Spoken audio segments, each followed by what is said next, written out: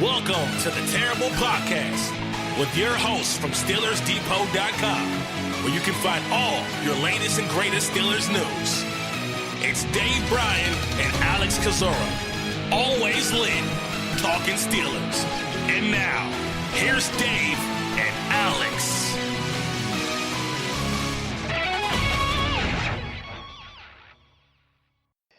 Welcome to the Terror Podcast, Season 10, Episode 19. He's Dave Bryan. I'm Alex Kozora, SteelersDepot.com. Thanks for being with us this Wednesday, Steelers Nation. Dave, we have so much to talk about today. I can't think back to a 48 hours that have been as crazy as the Steelers have experienced the last couple of days. Boy, you want to talk about highs and lows and keeping us busy. Week 2 of the season on a Tuesday. It was and Monday too, for that matter. Was getting settled in, watching that Monday night game, and then of course that news broke. I was just getting ready to flip on that all 22 from the Seahawks game and say and put on a pot of coffee and spend the next couple of hours doing that. And boy, you better not have a lot of plans doing what we do, right? No, yeah, it totally changed my Monday night. But let's jump into it because this is gonna be a super long show. So I'm gonna try to get this thing under 2 hours the best way possible. Let's start. We'll talk about obviously the Minkah Fitzpatrick trade here in a moment, but I want to start with the injury report to kind of get that set and out of the way so we don't forget about it. Dave, you wrote the article yesterday. Tomlin had his Tuesday press conference. Take it away. Yeah, Roosevelt Nix and that knee. Nix obviously missed the game against the Seahawks with that knee injury, and Mike Tomlin went ahead and pretty much ruled him out for this week. Something Tomlin did not do last week. He kind of left the light on, but I think we knew kind of all along the way it was kind of termed last week that it was going to be not much of a chance for Roosevelt Nix to play. He's not going to play this week either. Kind of going a little bit ahead of that, though, Sean Davis, who had suffered a shoulder injury at one point during the game against the Seahawks. I can't narrow it. He did leave a little bit early in the game, and I think he came back into the game, unless that final kind of stick, if you will, on Will Disley there. Maybe that did him in, or maybe it was already injured pretty bad ahead of that. But regardless, they placed Sean Davis on reserve injured list, supposedly with a torn labrum. Now, he had played through a torn labrum, during his rookie season there, and Matthew Marcy has a quote from a few days ago saying, kind of the timing on it, I think, kind of sucks of when he said what he said, something to the line of, I'm not going to play, if I'm seriously hurt this year. A lot of people accused Matthew for kind of misquoting him, but that's not how I took it, right? I mean, how'd you take the Sean Davis quote? No, I thought it was accurate. Yeah, I thought it was accurate as well too. It's just poor timing with the shoulder injury is the way I take it there. But regardless, he's on IR now, and Mike Tomlin would not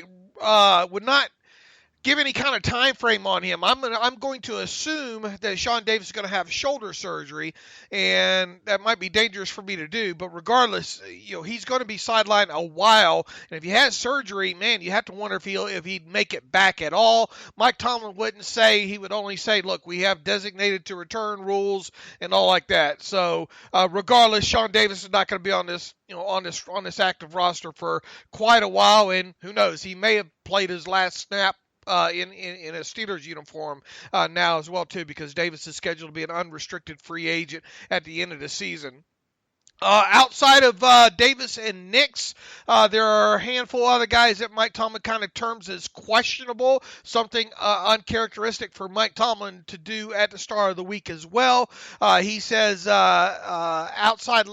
here's his direct quote here. Then we had a number of guys who have questionable availability, and that, as always, will be based on practice availability and then their participation within practice. Those guys are Vince Williams with a hamstring that's being evaluated, determine the degree of that. Chicolo with his foot And remember, Tomlin called that plantar fasciitis after the game the other day. So Connor with his knee and Joe Hayden with his shoulder. Although I mentioned Joe Hayden was dealing with the shoulder a week ago and he was able to play in the game with no negative things really to speak of. Probably go through a similar process this week in terms of getting him ready to play. If I were guessing at this part of the week, I would say Vince Williams is really questionable, and so is Anthony Chicklow. I would probably put Connor and Hayden more on the probable side of questionable, if there is such a thing. Connor was on his radio show, I think Monday evening, claiming that I'll be ready. I'll be ready to play against the 49ers. Of course, players don't make the best doctors at times. Either. So we'll just have to wait and see about the participation in practice. Joe Hayden, barring any kind of setback, and Mike Tomlin saying him not having a setback in the game, one would have to like his chances to be able to play against the 49ers as well too. So once again, if I'm guessing right now, I would say I'm not so sure about Chicklow or Williams, and I kind of feel okay about where Connor and Hayden is at this point. And obviously Nix will be out. I'm with you. And just one other quick note, Vince Williams is to the left hamstring, which if you're wondering, I don't know if they're related or not. That's to the same hamstring he injured during training camp that caused him to miss basically a month of the preseason. So it's the same left hamstring. Right. And I mean, we'll see the first injury report, practice report will be out after today's practice with them playing another West Coast team. Are we going to be sitting here at 5 Pacific waiting for that injury report? What do you see the value in that? Is that just a few more hours that they can't prep for you by not turning that thing in? Is that the way you view that? Is it a competitive balance issue where, I mean, let's face it, last Wednesday, the Steelers practice was done hours before they released the injury report. Why would you think that they would purposely hold on to something like that? Just a weird gamesmanship the league works sometimes. It's silly, but I understand. It is silly, and when I'm the one responsible for writing them up, I don't understand. But there we go from a health standpoint, and obviously Ben Roethlisberger in that elbow injury. Mike Tomlin, he would not say when the surgery is, what type of surgery Ben is having. Only would say that Ben's going on IR and that all that should be taken care of in the next week or so, and then they'll kind of report after the fact. Everybody likes to speculate about things that there's not a lot of info in on. And boy, I've seen people say, well, this will do it for Ben's career now, and other people say, well, Ben should be fine, should be able to continue his career. We don't even know what kind of surgery he's having. Now, there was a report on Tuesday, I think, by Ian Rappaport saying that it's not Tommy John surgery.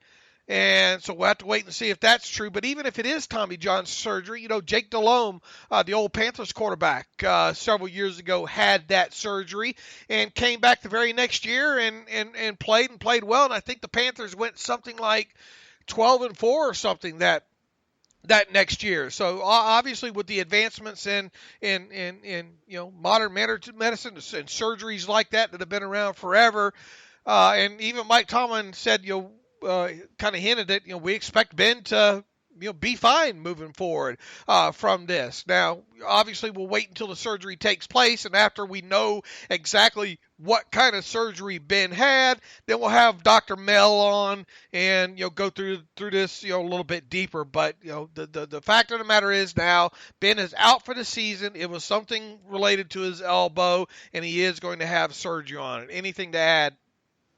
The only thing I would add is that after we did the podcast on Monday, a few hours later, Roethlisberger did release a statement saying he intends to play out the rest of his contract, the 3-year extension that he signed. So he has no current plans to retire, despite all the speculation, which is kind of what we thought whenever the news broke and we talked about it live on Monday, that I don't think Ben would want to go out like that. The competitor he is, provided that he can recover from it, which all signs seem to be that he can, according to what he and the team have said. Ben is not retiring because of this injury. I wouldn't think so unless he just can't throw a football anymore, Right. I mean, if he can still grip it and rip it, there's no reason to think that he won't play. And you're gonna have to push that guy out the door. I have a feeling, you know. Yeah. I Yeah. mean, he was kind of even hinting that, play out my contract, see where it goes from there, you know. Look, I understand. This is the first time that this has happened to him. It was kind of sobering, Alex. You get to the end of the day, and the official, we go through all the news and the announcement of the Steelers placed him on IR and Hodges being promoted from the practice squad. I don't think it really hit me until I was going through the official NFL sheet later on in the day, and there's Roethlisberger, the move in black and white there, going to IR there. So obviously something that Roethlisberger hasn't had to deal with before during his career. Sure, he has missed some games in the past, but he's always battled through those kind of things, and I would expect him to battle through this injury as well. Yeah, I'm not even sure if it's hit me yet either, especially just because of the nature of it. It wasn't like he got hit and got sacked and, it was an obvious injury. It was just this weird thing where it happened mid-game trying to throw a pass and he grabs his elbow and you don't know what's going on. It's just, I don't know if ironic's the word, but the Steelers invested all this capital and money and time into building a great offensive line for Ben, and that's what's helped, keep his career going. But it's essentially what I believe a non-contact injury is what ends his season. So it didn't matter what offensive line you had. So, yeah, really, really bizarre. Yeah, and the silliest stuff out there right now, and I think I kind of nipped one of those in the bud the other day that we got as well, too, from a reader saying, great, great decision to extend him and all like that. I mean, come on. I mean, you don't know this kind of stuff's going to happen. I mean, he still, look at what he did last. There was no reason not to extend Roethlisberger. People saying, well, they shouldn't have paid him that much. Well, you weren't going to be able to sign Ben to an extension if you did not pay him the market value either. So don't be a post. Don't look at this thing after the fact and then try to evaluate it and claim that you have the right answer, because you don't. I mean, and people say, well, stop telling people how to think. I am going to tell you how to think. You're people who think that it was idiotic for the Steelers to give Roethlisberger the contract that they did are flat out, missing something between the ears. How's that for being blunt to open up this podcast? I wouldn't expect anything else. But let's get to the big news with the Sean Davis. One other thing, he was asked. What was he asked about? Something about Roethlisberger and seeing this coming during the week. Do you remember when that was asked? Part of the thing, and he said, I'm trying to think. Well, he said he wasn't aware of Ben dealing with anything. I know Mason Rudolph said that Ben was dealing with elbow pain after the Patriots game, but Tomlin didn't really comment on it. Yeah, he says, how would you characterize I'm trying to find the exact quote here. Okay, were you aware of any discomfort that Ben was experiencing in the elbow before Sunday's game? No, not anything of any significance that would lead us in the direction that we've gone. No. Yeah, so I guess at this point it doesn't matter a whole lot. Yeah, I don't know. It's just it really hasn't hit me yet that Ben's done for the season. But now the Mason Rudolph era is here, and we'll talk about him a little bit later in the show. But the big news, and Tomlin said the Sean Davis injury really drove this decision, was to trade for Minkah Fitzpatrick, Steelers' first-round pick from 2020, sent to Miami, and I was just blown away by that move. I did not see that coming at all. I'll be the first to admit I was wrong about that. Did not think it was going to happen, but clearly it did. I didn't see it coming either. At all. I did not see, look, I mean, this is the first time since even before I was born, Alex, 1967 was the last time the Steelers, flat out traded away a first round draft pick. And, they did that with the Packers back in 1967.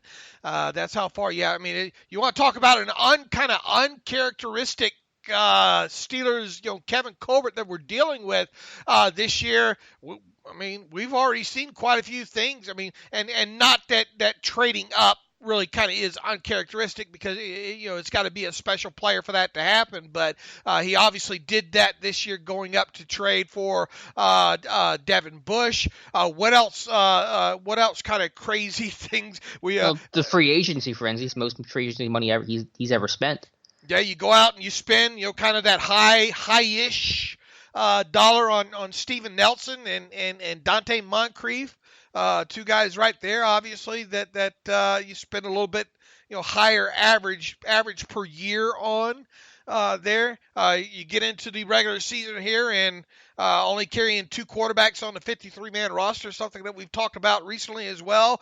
And then you go in, you talk about him trading away. Look, I was on, I think we talked about this at the end of the other show, right? Would either of us trade a first-round pick for Minkah Fitzpatrick? And I was, I said no, and I believe you did as well. Mm-hmm. Correct. Yeah, I'm still trying to process how I feel about this trade. There's definitely a risk involved, and I think the team. I know this is not a rental situation, but I think the team has more confidence in the way the season's going to go for them than maybe I do.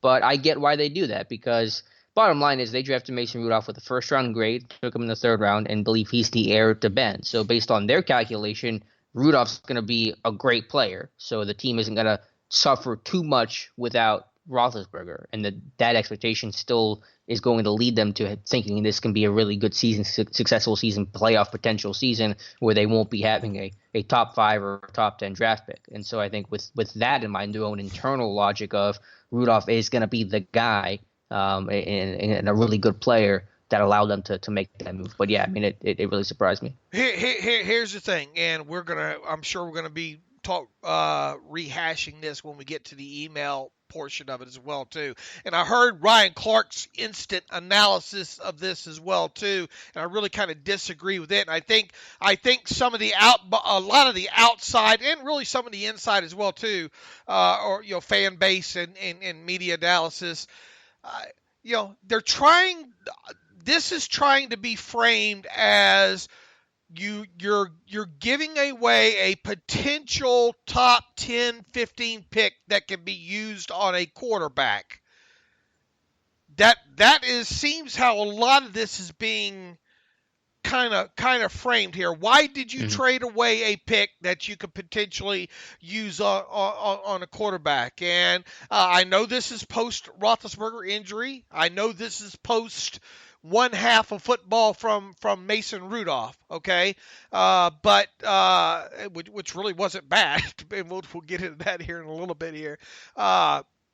Here's the thing. Even had Roethlisberger not gone down, even had we still not known anything about Mason Rudolph between now and next year's draft, and let's say the Steelers went on to go 5 and what would it be? 5 and 11. 6 and 10, and they would have ended up with a top 10 pick. The odds of them using it on a quarterback, I mean, to me, slim and none, right? I mean, yeah, no, it's to say that they could have a top 10 pick is fair, but the idea that they were going to use that top 10 pick on a quarterback is ludicrous. Even in the current situation, even with Ben down, he's coming back.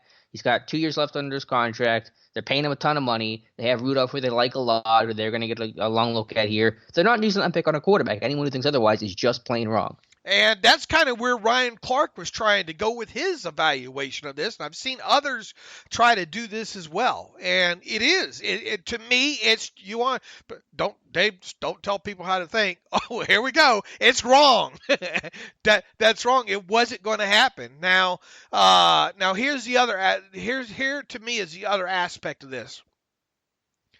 They were going to need a safety. They were going to have to draft a safety in 2009 and 2020. True or false? True. All right. True or false? They made it clear prior to the draft that Minkah Fitzpatrick, they knew they probably weren't going to get him, but they spent enough time in due diligence evaluating him and spending time with him that something should happen with him. And long story short, true or false, they really liked Minkah Fitzpatrick ahead of the 2018 draft. Well, it's obvious now, but yeah, true. Okay. You have now. Here's the thing. I wish they wouldn't have come out and told me that the injury really facilitated this. You could have come out and told me, look, this is a player that we really liked all along. We felt the opportunity to go get him, so we did, kind of thing. Now, did the Deshaun Davis, thing help push this along quicker? Absolutely. And Mike Tomlin said you kind of be foolish to think otherwise. There, I could have done without that forthrightness, if you will. The fact of the matter is, this team has sucked when it's come to drafting and developing defensive backs. They really haven't had a good safety since Clark and Troy. and Troy, have gone their way. Mike Mitchell obviously had his share of warts with him as well too. Probably not as awful as many people want to make him out to be, but when the rest of the secondary is crap too at the same time, and Mike Mitchell was in his later years kind of anyway. It does make sense. I mean, assuming you don't go and get back up into the first round, next year, you drafted your first round pick next year, and you're playing them now. And the only really kind of difference is you got a first round pick that you could frame it and make yourself feel better. That doesn't come with a fifth year option. Yeah, that's the way I look at it, is that this is basically Sean Davis's replacement, because you're going to have to address the position anyway. There were no in-house candidates to replace him. Free agency, the safety market's hot, and who knows what that's even going to look like in the offseason. There's going to be options available. Can you get that guy? So I understand that perspective. And again, I do want to point out is that everyone's talking about, why did this team make the trade for Minkah after Ben went down, the season's lost. This isn't just a 2019 move. It is a 2020 move. It is a 2021 move. When Ben returns next year, Minkah Fitzpatrick will still be a Pittsburgh Steeler, and he will be for at least 2021 with an option in 2022. So this is not the idea of just a rental, but it is, to go back to the broader point, it's shocking to see how aggressive Kevin Colbert is. It's very uncharacteristic of him. I think that's just the sign, is knowing that Ben only has so much time left. Colbert only has so much time left. You got Palante's contract that we talked about the offseason after 2021, when all these contracts expire, that they're really trying to make that last push, the all-in move, and just kind of go in scorched earth on like 2022 and beyond, because it's just it's a total win now mode that you've just never seen before from Colbert. If they had lost against the Seahawks and Ben had not got injured, does it? I've seen this thing framed. This is a desperation move by the Steelers. If they lost that game to the Seahawks and Ben doesn't get injured, is it framed any differently? Or let's say they win, and let's say they beat the Seahawks and Ben doesn't get injured. Is this thing kind of framed? Because it is kind of being framed as a desperation move. Mm-hmm.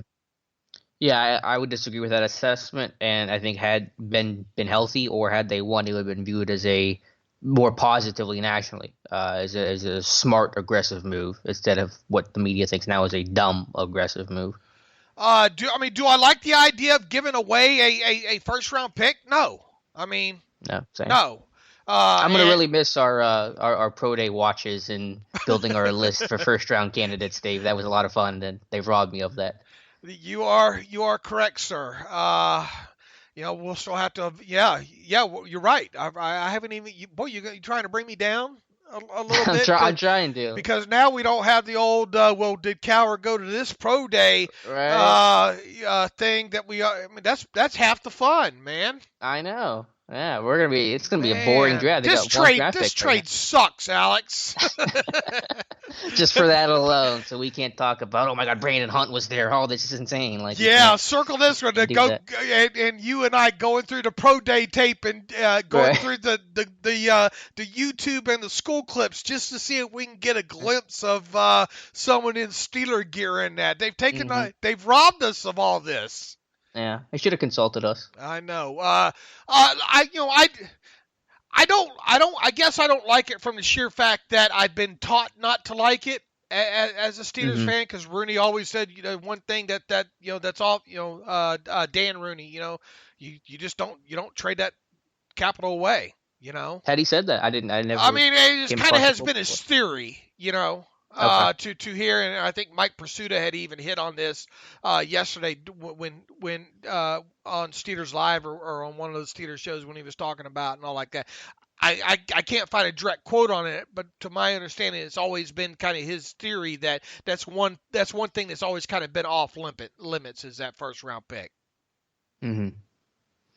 Yeah, I don't hate the trade the way that Ryan Clark does. I think the framing of it, the idea of you could get a quarterback for it is wrong, but there is a gamble here because this team could have a top 10 pick, and they probably don't believe that right now. But again, I'm probably a little less confident in the state of their team as they are right now. But again, I understand why, because their logic is, they're higher on Rudolph than I was whenever he came out, and probably higher on him currently than I am right now. So had Kevin Colbert came out and he did release a short statement, but had he come out and given a press conference, it would have been something along the lines, we are going to, at every opportunity, do our best to make this roster this year and the future team better, and we feel like we did that with trading for Minkah Fitzpatrick.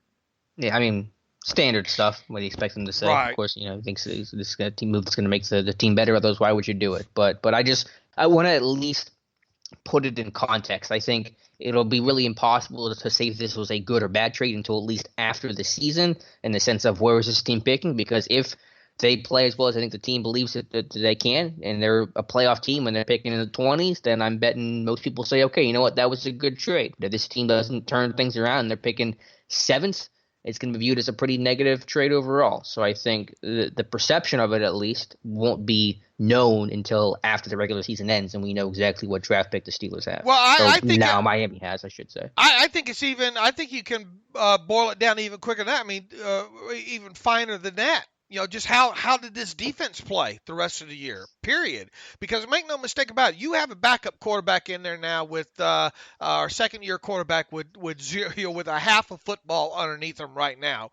You're not going to be able to play defense the way that you played these first 2 weeks of the season, making the kind of mistakes that in other words, you cannot let teams score 23 or 24 points a week and expect to win ball games.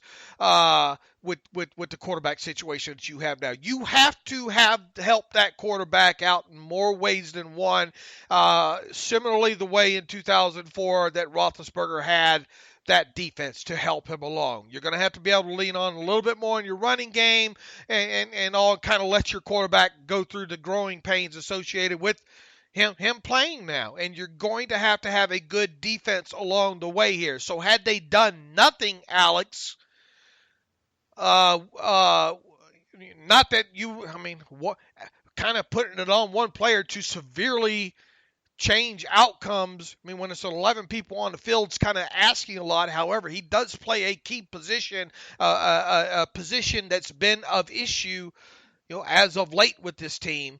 I think you boil it down. How did the defense play from the point of the trade until the rest of the season? I mean, if we get through this thing over the next 6 weeks and they're only averaging 16 points allowed, pretty damn good trade if you ask me.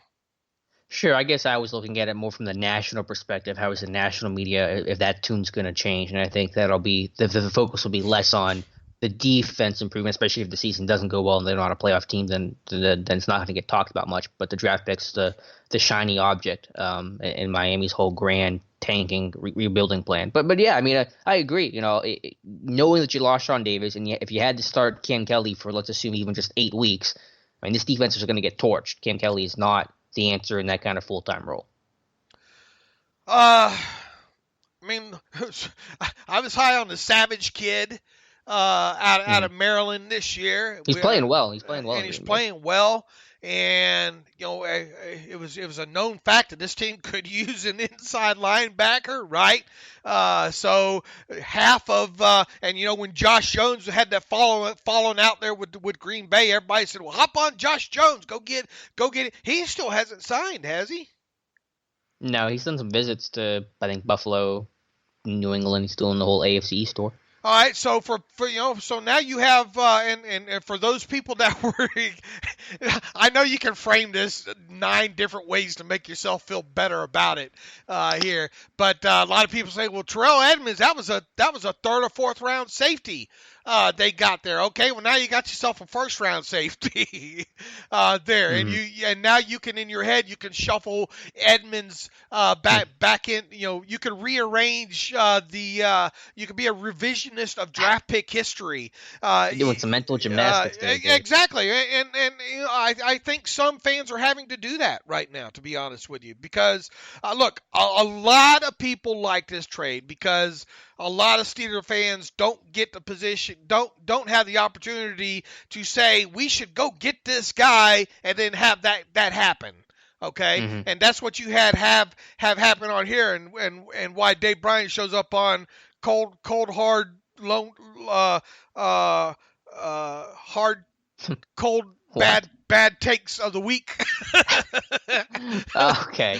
On Twitter, freezing cold takes or whatever. Old takes exposed. Old takes exposed. That too. I think I made that list too. I'm a very popular guy this week, Alex. But I get it. I get it, and that's all I can say is I get it. And after going back through his tape, and I guess that's a good segue here, going through his tape a little bit more, I get it a little bit more.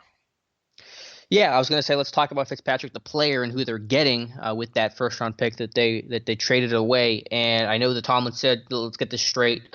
Fitzpatrick will play this week against San Francisco. He will play free safety. They're going to, quote, anchor him down, basically not move him around too much, which is smart, despite him being a very versatile player. Obviously, coming over, trying to learn the playbook in a week, having him kind of play one spot is the way to go. But Tomlin said they're going to probably expand that versatility the further they go into the season. But that's the thing that stuck out for me the most, Dave, and that's the thing I wrote about immediately the morning after the trade happened, was that his versatility, his ability to provide answers against offenses. He can play slot, he can play outside corner, free safety, he can play a dime backer type role. I mean, the guy really can wear every single hat. And I know this front office and Keith Butler have preached versatility, be able to do different things, disguise stuff.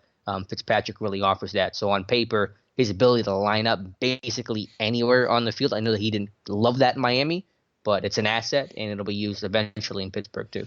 The thing that turned me off about Fitzpatrick when going back earlier this week, after the word that he was on the market and all like that, just kind of doing a flyby at 30,000 feet on him, I didn't like kind of the tone that was being set with him, wanting out of Miami, and if you want out because you don't think the organization is that great or whatnot, or you feel they're tanking and all like that, I guess that's one thing. And especially having the bad taste in my mouth, Alex, about the whole AB thing, kind of forcing his way out. Now you're kind of seeing Ramsey. In other words, if players don't like their situation, just say trade me. If you're a star player, obviously it's kind of harder when you I don't expect Tyler Matakevich to be hollering. That you get where I'm coming from there. Steelers fans wouldn't mind if he did. Right. The optics of it, I guess, is what I didn't like. And then Minkah's mom on Twitter, geez, I mean, the day my mom. For the record, I don't care about any of that stuff. I don't care about what his mom says. Well, what about who was the old cornerback that his Brent Grimes? I know. Right. I mean, you can't like that, right? I mean, you can't. No, I don't. I don't. It's not that I like it. I don't care. Right? Give me I'm focus on the player, not on his family. Yeah, but do you not care because that player's not? How would you care if that was a Steelers player? You'd care more. Wait, if it was a player saying those things? No. If it was a player, if it was a player on the Steelers, and his wife or whatever, mom or whatever was constantly, or like Apple's mom, Mm-hmm. No, I wouldn't care. We'd be talking about it. Oh, we might find out here, I guess, soon. And not that she's done it a lot. It's just a whole damn timing of the thing, right? Okay. Well, anyway, getting back to this, he supposedly didn't like the way he was being used in Miami, playing 6 different positions. And you outlined. He played outside. He played slot. He played really both safeties. He played down low, kind of as a dime backer and all. And here's the thing. he played him well. No wonder they moved him Mm-hmm. around. Because he is that versatile of a player. Now he talked about, man, I had to gain weight, lose weight. I he didn't like being moved around. Period. Now he because of his athleticism, because of his football IQ. Hey, let me ask you this: do you understand why Miami moved him around? Oh yeah, why, of course. I mean, Steelers are going to kind of do the same thing with him. So like, if he really doesn't like it, sorry. I mean, when you are that versatile, that is a huge asset, and people are going to use it. Right. So is this thing going to really come down? Is he going to backpedal and say, "Look, I just did not like the"? I mean, he has since kind of said though in this interview with Missy how he likes kind of being more at one position and all like that. But I mean, is he going to have to play as much maybe in the box as he did with Miami with the Steelers? I would think probably not. But how many times did we go over what Keith Butler said during the offseason era? You got to be able to disguise those post safeties, right? Mm-hmm. Yeah, he'll still be used, in a lot of different variety of ways, I should say. But he'll primarily be this team's free safety and maybe slide down in the slot in some situations. He won't be probably as moved around as much as Miami did him. And plus, if you're in Pittsburgh, it's a more stable place. Hopefully, you're winning more games. Those things kind of cure all the gripes you might have about how you're being used. It's a lot more tolerable to be moved around when you're winning games than when you're losing 59-10. All right. Now that was my biggest. Was that your biggest gripe? What was your biggest gripe about him pre-trade? Well, I didn't have a whole lot of thoughts pre-trade because I just didn't think it was going to happen, so I didn't research him too heavily. The question I had was with his tackling. Was he physical enough? We can talk about that. I think you've looked at it. I've looked at it. I've come away feeling better about it, not perfect about it, but feeling better about his mentality, physicality, and tackling ability. But what is your take? Hey, here is what I saw on tape. A selection of about, I don't know, 60 plays, I guess, maybe a little bit more. Boy, he's good in a slot. If he's excellent at anything right now, I think it's his play in the slot. But I think I put this on Twitter too. That kind of skill set and range and measurables that he has, he's not great at it yet. But man, to have a free safety that can basically that should be able to shut down everything in the numbers from 15 yards past the line of scrimmage on is something we have not seen in quite a while as Steelers fans. I mean, this guy, and he's had his mistakes at free. A lot of it, to me, I think, is depth. Is that where his decisions of depth and judgment on the football, I think, has been his biggest liabilities as a free safety so far. Would you agree? Yeah, I don't think that's unfair to say, but I was asking about his tackling and his physicality. What did you get from that? He's got the want to. I think he missed 15 or 16 last year. I don't know, it was almost a 50-50 split on run versus pass. Form needs to be better as well. I'll end it this way. There are issues with his tackling, and I think I put that on Twitter. Mm-hmm. Yeah. I think the technique probably needs some work, but I think there is physicality. I think he works off blocks well, so I think he's aggressive and attacking. So while it's not perfect, he's still a young player. I felt better about his tackling than my preconceived notion of it than we talked about before the trade happened. And we saw, look, I think there's some depth issue. He just has to learn more of the nuances, I think, of the pro game and the speed of the game because, he had some depth issues, I think, in that opener.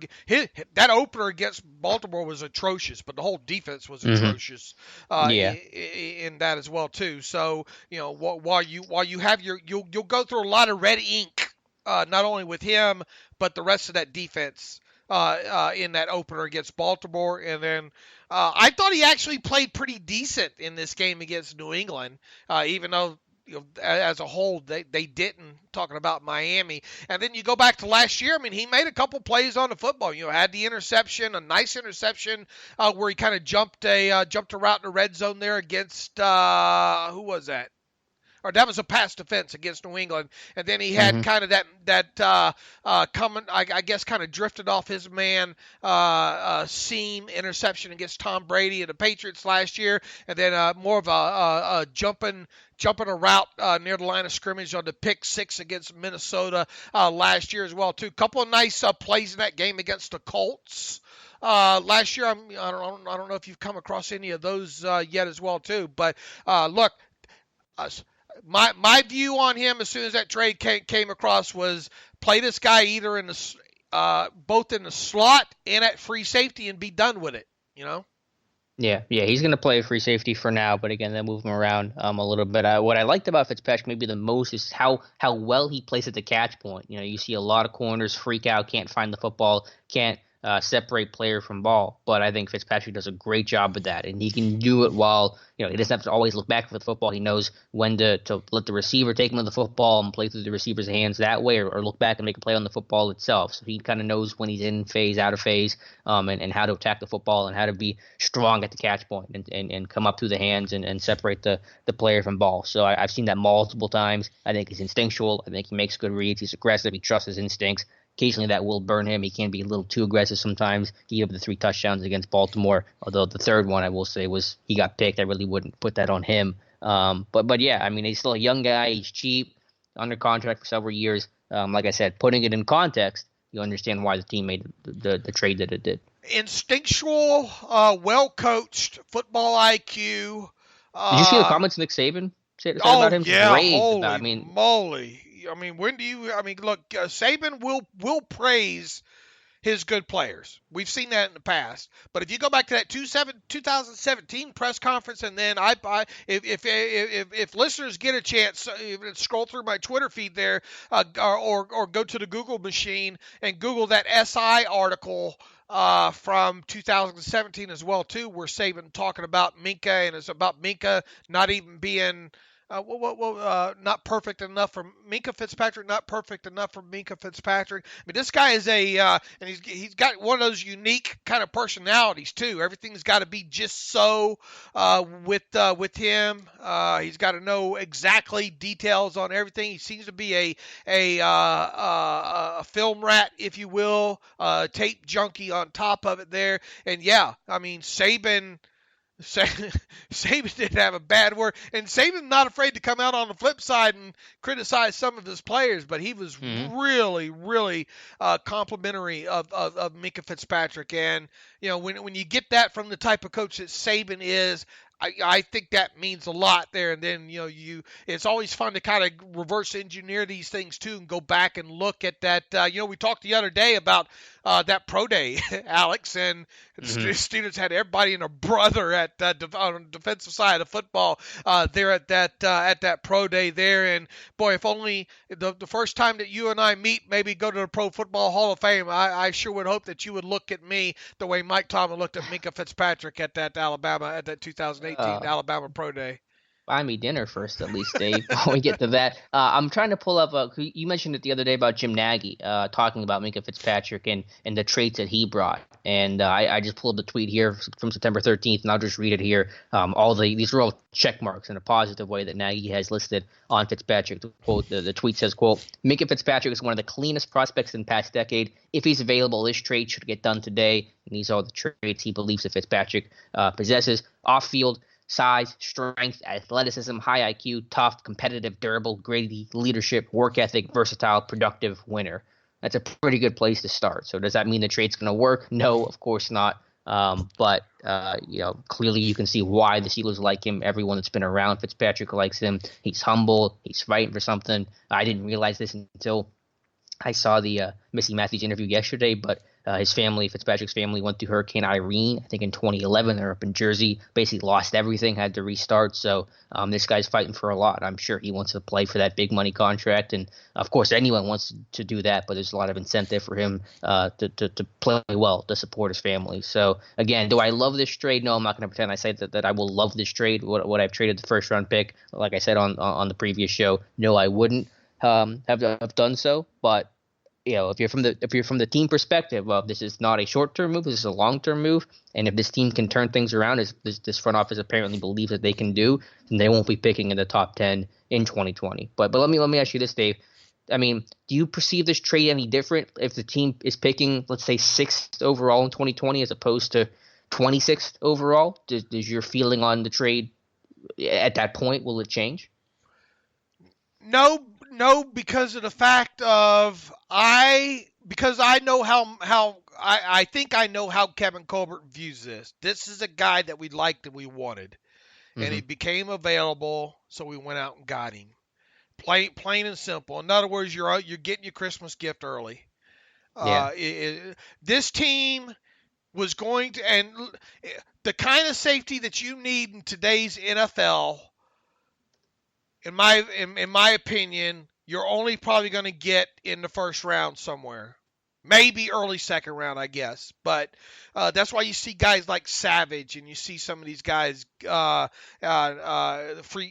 athletic safeties go where they do. Now, would they have drafted one 6th overall? I don't know. I haven't looked at this class. Is there a Troy Polamalu in this 2020 class where that you would take way early like that? I don't know. I haven't looked at it yet, but I'll go on record right now that I'm not going to second guess the decision. I didn't care. Here's the thing. I wish they would have been able to put up some sort of package together that maybe required a second and maybe even a future second. I don't know.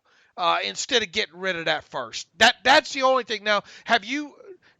We've thrown the first out there as compensation. Have you gone over the rest of the package? Yeah, I'm aware of what the trade was. Yep. No. Have you told the listeners that? Oh, no, I'm sorry, I have not. It is the Steelers will get Minkah Fitzpatrick. What is it? A 2020 4th and a 2021 6th, and they will send. You might want to run through the whole thing because I don't have it pulled up in front of me. Well, I mean, we'll pull it up, and I'll let me pull it up because I want to make sure I'm getting it totally accurate here because there is more than just the first-round pick. There's a lot of picks involved here. I think potentially even conditionally too. But let me find where the Ian Rappaport I think had the update. All right, I got it now. All right, the Steelers traded a first-rounder in 2020, fifth-rounder in 2020, and a sixth-rounder in 2021. The Dolphins traded Minkah Fitzpatrick, a fourth-rounder in 2020, and a seventh-rounder in 2021. So there's the full details. All right, now what do we have as do you have the full what do they have next year now? They obviously don't have a first. Yeah, second-round pick. You're assuming a third-round comp for Bell. That is obviously not set in stone yet. You won't know that until after the season, but I think you can fairly safely assume that right now. So let's say they have a second-round pick, a likely third-round comp. God, what else do they have right now? Fifth round. No, they lost. They get a fourth-round pick from Miami. Is that? Yeah, they have the fourth-rounder from Miami. The website I'm looking at is kind of weird and confusing, and it's hard to parse the language of. And then a sixth and a seventh rounder, I believe. All right, and I don't think they're supposed to get anything for the. I think the value of the Fort, losing Fort and all helps play into the Le'Veon Bell third round value there. Yeah. And because of all the moves and there's only 32 pick limit and all, I don't think they're scheduled to get anything other than the third round compensatory pick for Bell. So what have they dealt away? Again, this gets out of hand real quick. Yeah, they've dealt away the first, the fifth. I think actually they will have one fifth-round pick because they got one in the Dobbs deal. I don't know which fifth-round pick got traded, so they should have at least one fifth-round pick. But they've dealt a first, a fourth, and what's the other one? A sixth in 2021. And what did they deal for to move? What did they give away for the Bush move up? A third round pick next year. Okay. Well, in 2020, I should say. That then it was next year, but third round pick in 2020. So I'm trying to run through this. I apologize. I know this is really messy, but I think they have second of. Oh God, why is this website is just the most brutal? A second, a fourth, a fifth, a sixth, and a seventh. I think that's what they have. And then getting a third compensatory. And then getting the third compensatory. Do they have 2 fourth-round picks? I can't. We're gonna have to rebuild this for on the site and update it here pretty soon because I've even lost track of it now. Mm-hmm. The site I use it's a good site. It's called Pro Sports Transactions, but it's just really messy the way it tries to tell me what picks they have, and that's tripping me up here. But we'll let you know. As of right now, in terms of day 1 and day 2 picks, they got a second round pick, and that's it. And then hopefully you get that third round compensatory, which will come at the end of the third round. So it's going to be very quiet day 1 and day 2 for Pittsburgh right now. Yeah, I mean, is there any reason to think he could put anything together to get back into the first? And I wouldn't think there is at this point.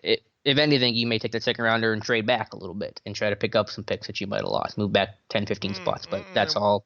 And what did Colbert say he likes to get in day 2?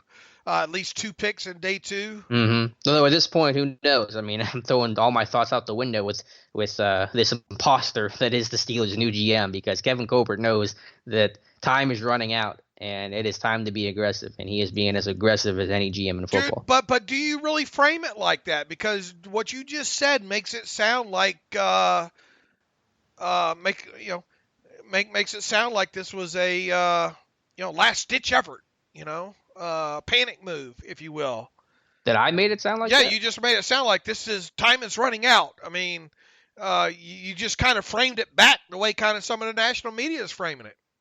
No, I'm not talking about it in context of 2019. They're talking about it in context of, it's a panic move now because Ben's down and you got to boost morale, and that stuff's silly. You're just talking about his own tenure? Well, yeah, I'm talking about his tenure and the Roethlisberger tenure. Not that it's over after this season, but you got a couple years left of this thing. I mean, it's fair to say that basically the window, realistically, for Colbert and Ben runs to like 2021. That's when Ben's contract is up. That's when Colbert is likely to retire. His contract. Like, this thing isn't going to go 5 years from now.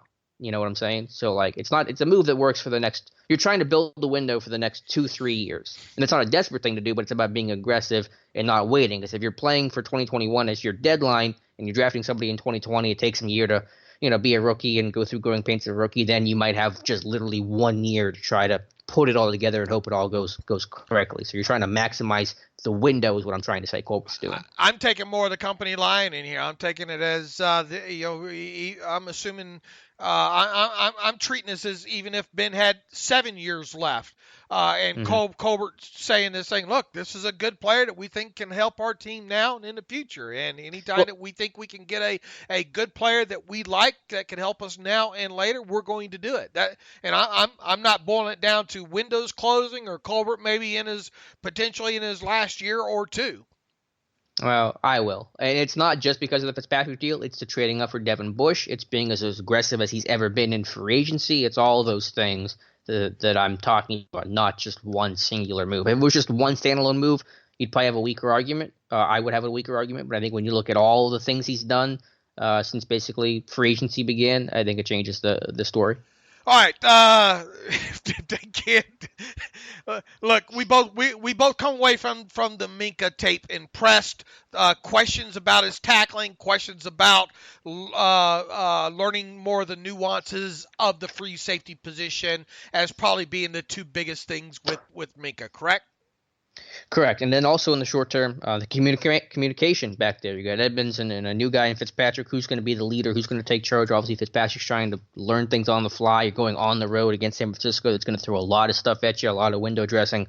Kyle Shanahan schemes things up well. So in that very, very short-term aspect of it, communication's been a huge issue that is still a looming concern for this defense.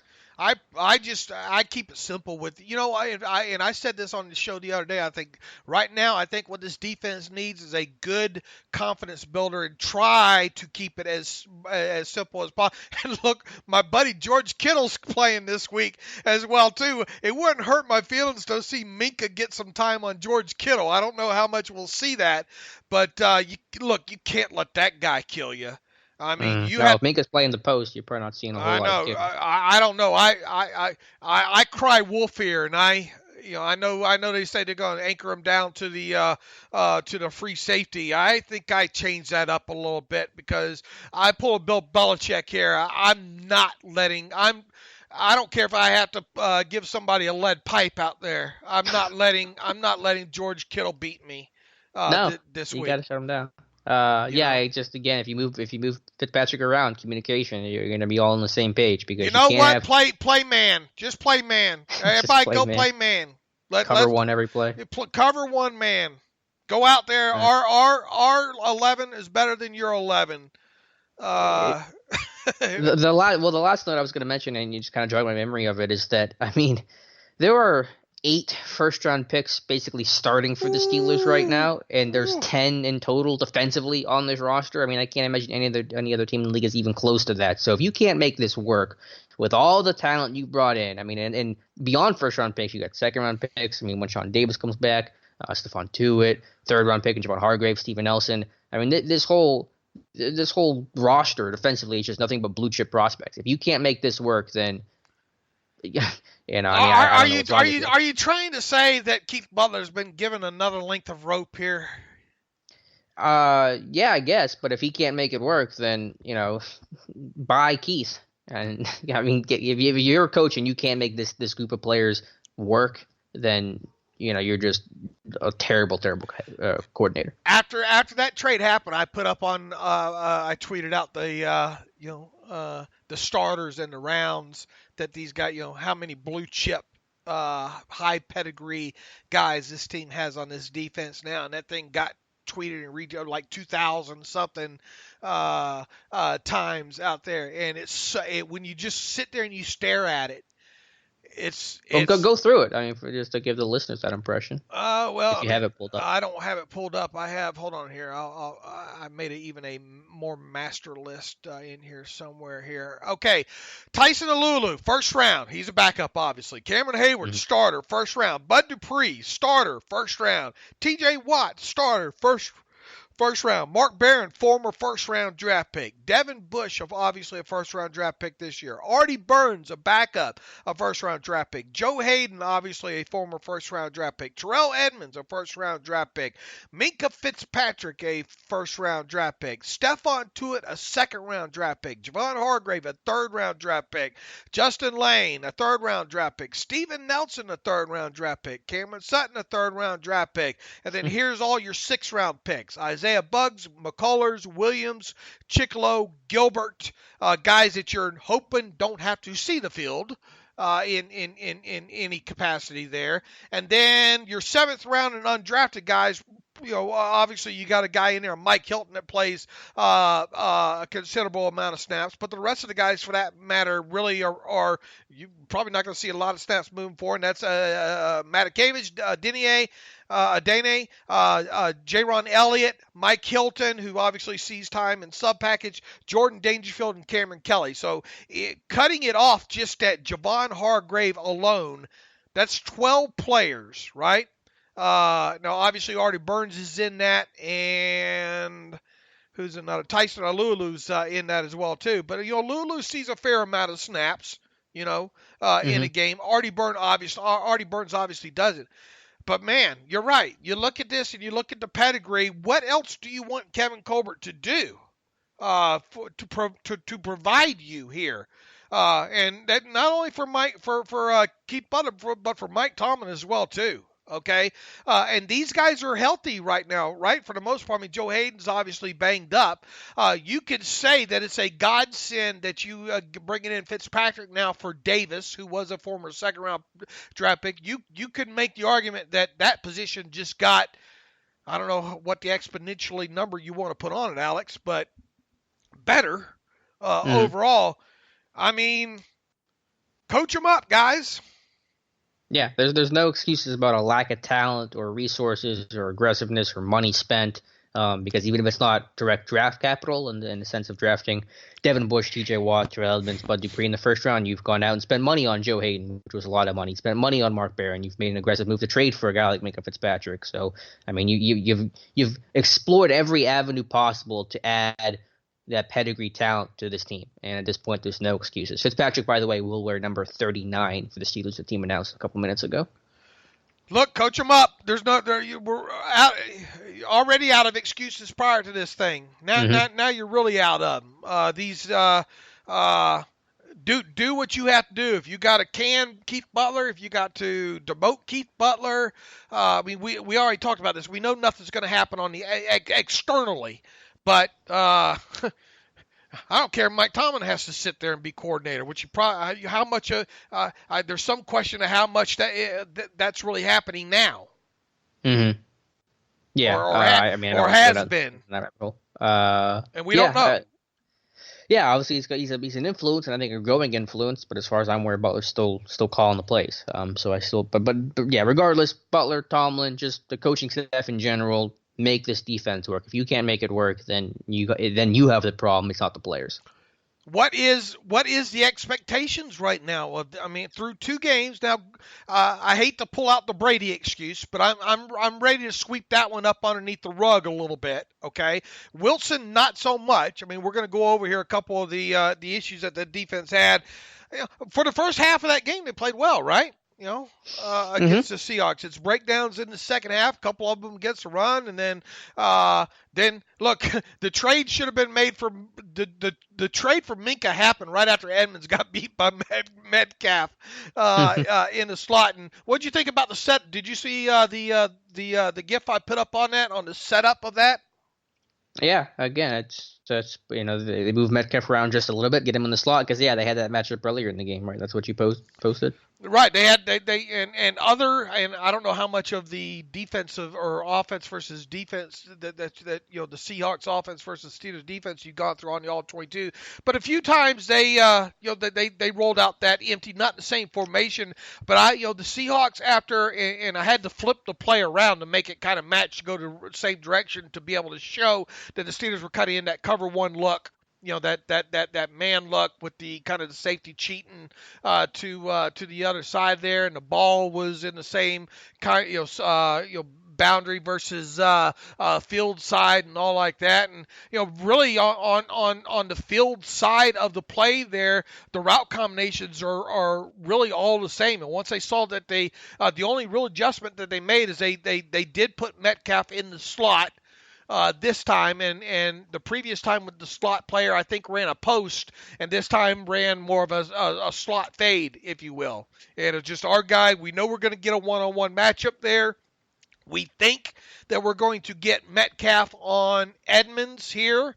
And, once they came out and they went empty in that, they saw the look that they were expecting to get, Russell Wilson his eyes had to light up. At that point, It becomes Metcalf one-on-one, and can I drop it in the bucket? And look, Edmonds had good coverage on the play, I thought. He did until the catch point. Right. Then he couldn't find the football, and that's a safety versus a corner. Safeties have more trouble finding the football playing man coverage than a corner might. Right, and you would think maybe Minkah would be able to help in that aspect of it.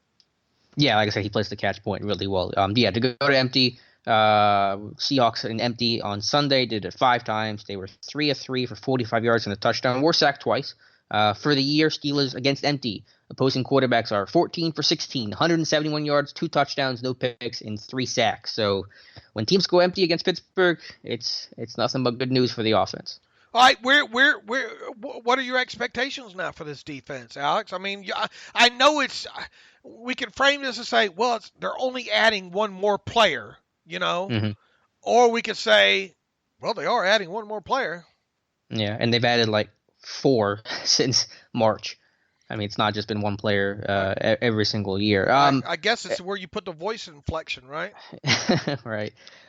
With expectations, I don't know. I was talking to a buddy about this yesterday. He was asking, what are the expectations for this team right now? How good are they going to be? Like I said, I don't know if I have the exact confidence this team appears to be showing right now that they can really turn this thing around. Obviously, Super Bowl stuff's out the window. I mean, that's not going to happen. You still can try to get on track for an AFC North title and get into the playoffs. But my focus is this. I mean, I'm just taking it really in a short-term view, in a one game at a time perspective. Beat San Francisco, and you can do something from there. If you lose against the 49ers, the season's a wash. You're not making the playoffs. You try to do the best you can the rest of the way. So after this week, I can probably tell you a better answer about expectations, but my focus is just on winning a dang game. I'm going to sound like Keith Butler here. Win a dadgum game and beat the 49ers and try to start turning this ship around. Yeah, it does start this week, and it make no mistake about it. We're not going to sugarcoat it here. Even if the defense improves, there's no guarantee that your offense will be able to compete enough, maybe in some of these games. Especially when you get in maybe in division, or you get against maybe a guy like Greg Williams later in the season. Now that's obviously later in the season. The season will be decided. You still got Son of Bum coming up as well too. Against Son of Bum. You don't know who Son of Bum is? Bum Phillips? Yeah, who's the Son of Bum? Wade Phillips. And who is he a defensive coordinator for? Where he's bounced around. Was he in Houston? No, Houston, Denver. Where's Wade Phillips at? The Rams. He's with the Rams. He bounced around a lot. I don't know. And don't you play the Rams this year? Oh, I'm playing Stump Alex. Yeah. I'm trying to think about 49ers. That's all I'm focused on right now. I am on to San Francisco. Well, what I'm getting at is I don't look forward to Mason having to play Wade Phillips. A few weeks from now. But it does start this week in the game against. By the way, we don't have a beat writer on to cut. We've reached out to 2 San Francisco 49ers beat writers so far. Haven't been able to corral one yet, so we're going to keep efforting that and hopefully get one for the Friday show. I had the same problem before, last time the Steelers made the swing against these West Coast teams. However, I was able to get 49ers beat writer for that. That same one's just too busy though this time around for this lowly podcast, I guess. But anyway, we're still efforting that. And hopefully, we'll have a beat writer on to preview the 49ers on Friday there. But yeah, it does start this week because last year this team was what? 0-1 after 2 games, right? Yeah, 0-1 after the KC game. I mean, 0-1. And this year they're 0, so they're a half game worse.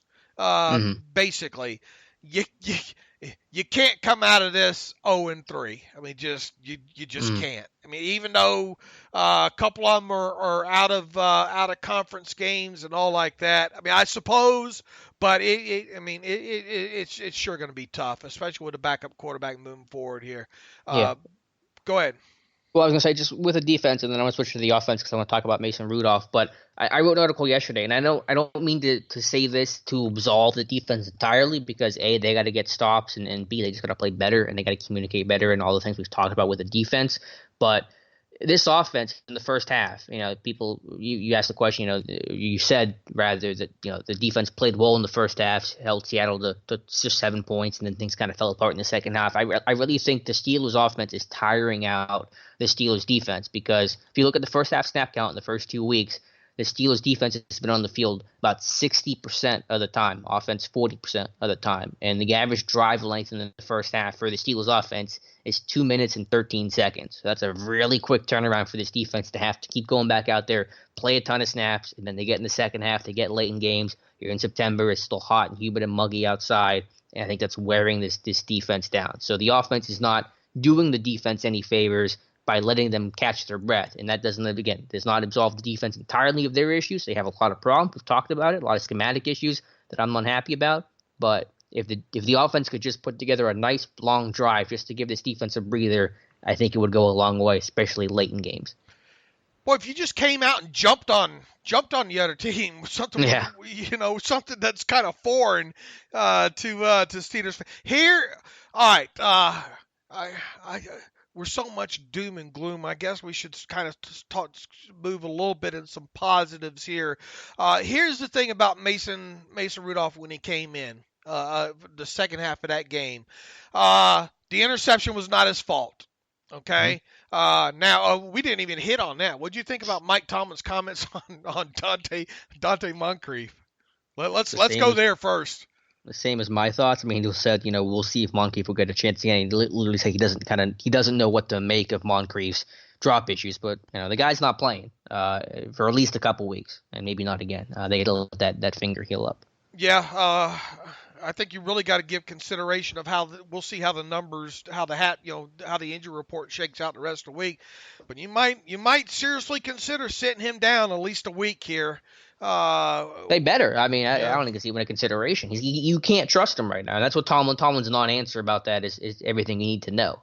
Usually he'll be the one that gives you the vote of confidence, but no such luck there. Moncrief cannot play this week. All right, here's the thing on that interception. The thing that stuck out, and I guess this is becoming the part of the show where we're going to do some Mason Rudolph kind of analysis here, because I know both of us went through all of his snaps and all. That interception, I thought he did a good job of getting that ball out as Moncrief was coming out of the break there. I thought the ball placement was fine on that. Just catch the damn football. Yep. What a difference made, who knows how the game, you convert there. Once again, that's another maybe series of 3 downs that your defense is not out there on the field. Then obviously you're not putting your defense in the bind by the sudden field change. Turnovers deadly any way you look at it, but especially one around, in your own territory there, right? Yeah, we talked about that 40, as one of the turning points of the game. Okay, so the positive there, I think, is the fact that it was a well-placed football by Rudolph. It was intercepted, and I think another positive coming out of that is he did not let that interception get to him. Talking about Mason Rudolph. Obviously, the Seahawks went down and scored. Mason Rudolph turns around and they put together a fairly nice drive. 7 plays, 60 yards. Unfortunately, it ended in a field goal there, but they had a couple of first downs, I think, on that drive. One thing that they did do during the second half there is they had some successful runs, Alex. That helped. They came out. They kind of protected them. They brought out Banner. They brought out Grimble. There was a lot of three tight ends early in those first couple possessions. That stuck out to me. Go. Yeah. They ran some play action. You have numbers on that, which is music to a Steeler fan's ears, that they finally used some play action, and guess what? It was successful. How about that? And you don't have to have a good running game. It helps, but you don't. The analytics, we're going to go, us nerds are back. Revenge of the Nerds. Yeah, you don't have to have run success to make your play action good. The numbers show that. So teams should be using play action all the time, right? Or as much as possible, obviously. Play action on 3rd and 7 is not going to probably be very effective, correct? Right. Mason Rudolph in this game was 5 of 7 for 53 yards with a touchdown, okay? When's the last time Ben had 7 play action dropbacks in a game, right? Yeah. And look, I'm not disparaging him. I mean, he's more of there. Who was it that said Roethlisberger didn't look? It was Todd Haley of all people. Said these first 2 games Ben didn't look like himself.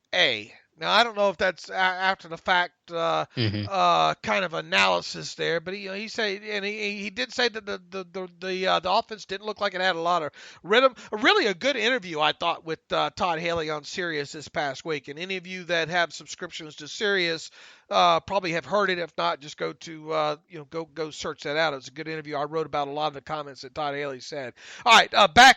I'm falling down the rabbit hole. Reel me back in here, Alex. Well, I'm going to go through my notes here. I just wrote this down. I went through all of his snaps, and I'm just going to throw all the notes I have written down and just kind of scribble in the margins here. I wrote the ball got out quick within the structure of the play. There was poise. He stood tall. He had a hitch with a good base.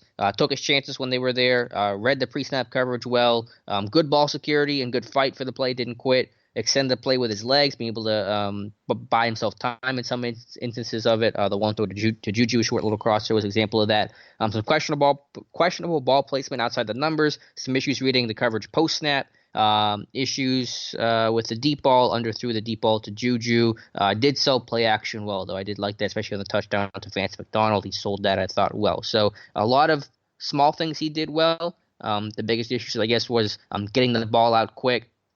I wrote needs to find his check down sooner, speed up outside the structure of the play. So once that first and second read isn't there, he's got to speed things up and find his check down and find that safety valve a little bit quicker. So that was one of the bigger things I had on him. I think he'll find himself a better rhythm with himself. There were times he's playing too fast, I thought. And then they probably said, slow down a little bit. And he slowed way down, too far down, I thought. Do you agree? I'm sure. Do you know a specific play where you thought he played too fast? I mean, I'm trying to think. I'm trying to look at my notes. I tell you one where the 2-point conversion, I thought he played too slow. Yeah, that was an instance of him not reading the coverage post snap because he never saw that defender that picked it. Playing too fast. I mean, he had perfect timing on waiting for that screen to develop that was the best. That's the single best. That one play should be circled as a huge. I know it doesn't look, didn't have the air yards and all like that, but that one play gives you a little bit of hope that it's not going to be too big for him. Mm-hmm. The adjustment on great play. On his part and getting that ball to McDonald on that play. The post corner. He stared Juju down on that, and that looked like it took a little bit too long to develop. Just bad decision, bad play design all the way around on that one, I thought. Mm-hmm. I'm trying to think. The one to Washington, I thought he kind of rushed. There was a double move or a kind of out and up. Where to Deontay, I didn't like. I liked how tall he stood in the pocket. Look, there was no pocket on that play. It was collapsing, bodies all around him. I mean, the dude hitched up into the pocket and made a throw that could only be caught by Johnson. It was still over his head, but I like that element of the play. It was an all vertical con. There was no underneath. It was like a 7-man protection against a 5-man rush. It was weird. I didn't like the play call, but I liked what Rudolph did with his poise on the play. What would you like to? Now they claim we don't have to alter the offense here. That that we can continue doing what we do and all like that. Would you, however, like to? Because, here's one thing. I can speak on him because I watched every bit of his tape at what he did well at Oklahoma. Now, with that spread stuff and that RPO stuff, obviously it's hard, makes the evaluation still kind of hard on him. But what I would like to do to kind of settle him into this game is to go back to doing to a lot of the things that he likes to do in that early script there.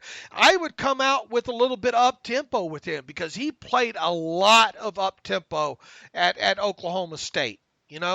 I would come out with quite a few kind of simple RPO kind of reads with him. Obviously, you're going to want to mix in the run early with him on top of it, mm-hmm. and you can with the RPO.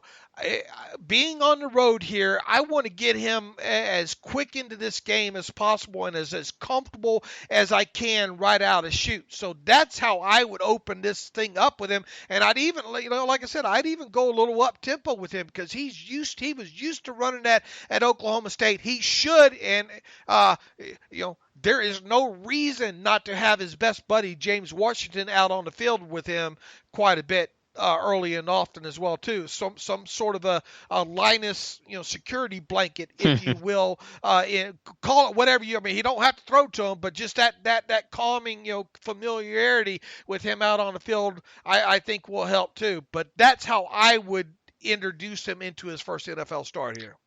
I half agree.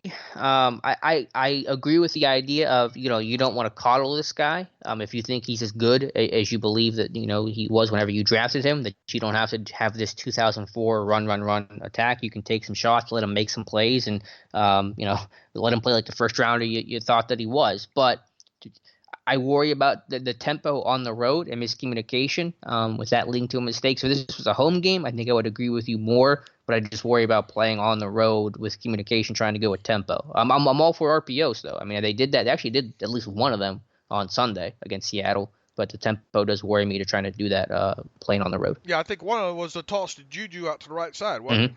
Yep, it was a really good box count because it was a seven-man box count, 6 guys block and throw the out route against soft coverage. So some good decision there from Rudolph. And look, I mean, I don't think that's as intimidating of a place maybe to play, than say the Black Hole or yeah, it's not Seattle or Arrowhead, Denver, but it's still on the road. I mean, sure. It's still going to be loud. It's still going to be because you don't want miscommunication. There was miscommunication with Juju on the 1-3, and that wasn't an RPO or anything. It was just reading the coverage wrong. Here's the thing. I mean, that should be reads by the whole entire offense too. And basically comes down to a quarterback read on some. I'm not saying they will do that. I mean, obviously, here's what I don't want to see. Run, pass. Run, pass. Run, pass. Run, pass. It sounds kind of melodic when you put it that way. But no, and they did. I give Featon the credit. They didn't do that when Rudolph in the game Sunday. They had some 1st and 10, passes where they weren't going to have that small ball mindset. And I did understand getting that heavy personnel out there with him initially. All right, calm down, fella. We got you. Just hand this damn football off, run the simple stuff out of this 13, basically is what it was, right? Banner, Grimble. Oh, Grimble. Did you see the block Grimble missed on the on that run to Connor? I don't think I did. No, Connor to on the power go look at that. Pull up here. Do you know third quarter that opening drive? First couple plays. I mean, first couple of runs. I'm gonna see if I can. Oh, I thought for sure you were gonna see that. It was run right. I was looking at a lot of the passes that Rudolph had last night. Let me scroll through here though. Was that bad? Hey, if he makes that block, it's a good 7-8 yards. I thought. Okay. It's the second play. I think. Connor for 2 yards? First play. Connor for 2 yards, I think. Look at the goal line of that. Yeah, I'm looking at it now. Man, Banner is a huge man. He's large, huge. Man. You know who he in the condition that he's in now? You know who he sort of reminds me of? His build and all. Who's that? Max Starks. Yeah, that's a good point. And his play style too. Mm-hmm. Back when Max was kind of trim, Mm-hmm. I was watching that game. I was watching just the other night, Monday night. I thought, oh man, he looks like. What do you think about? I mean, that's a blown on Grimble, right? Yeah, let me run it through one more time. That's not going for a home run, but sure. He's got to seal that down. He's got to be able to crash that, not let him get outside. Yeah, I mean, it's not as egregious as I thought it might have been when you first said it, but he's got to make that block. He's got to wash that defender down. Yeah, I mean, misplays for sure. So and if you get that, then if you get that was a 1st and 10, and then you end up in 2nd and 8. Then of course who knows? I mean, you're not throwing that curl or whatever to Moncrief over on the side on 3rd and long, and that just kind of the snowball effect there. Mm-hmm. But that one stuck out to me there as well too. And I guess what I'm getting at is I'm getting back to they played a lot of the heavy personnel there initially. I get it. All right, now you obviously are going to pull. You obviously going to play some 12 and some 13 against the 49ers. However, I would roll the 11 personnel out there. Yeah. No, you got to open. You can't play in a shell and win. I absolutely agree. But to the larger point, I don't think the offense changes too much. I think you will run more play action. Obviously, Rudolph talked about this with reporters. He has his favorite plays that are different than Ben's favorite plays, so you might lean on stuff a little bit more, but it's not anything new. I don't expect the offense to change dramatically, and I think that's fine. All right. I mean, here going back to this thing again. If there's a positive, if there's any positive here, it's the fact that you get to evaluate this kid now. And, look, if the defense can play some defense, I think Rudolph's the kind of guy that can at least get you 22 to 24 points a game. Yeah.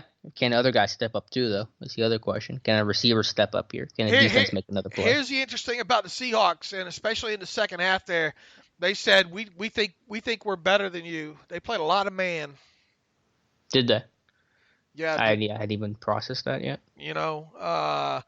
Makes sense. They really disrespected the Steelers. They really disrespected the Steelers. They played a lot more cover one man than I thought they would in this game. I mean that makes sense. Make the quarterback make some tough throws. Don't give him the easy zone stuff. How do you think Fiedler called that game? Do you have any thoughts on that? A lot better in the second half. Yeah, I thought better in the second half than he did the first. To be honest, look, I mean, anything different in terms of how. Here's the thing, you talk about successful play rates, Alex.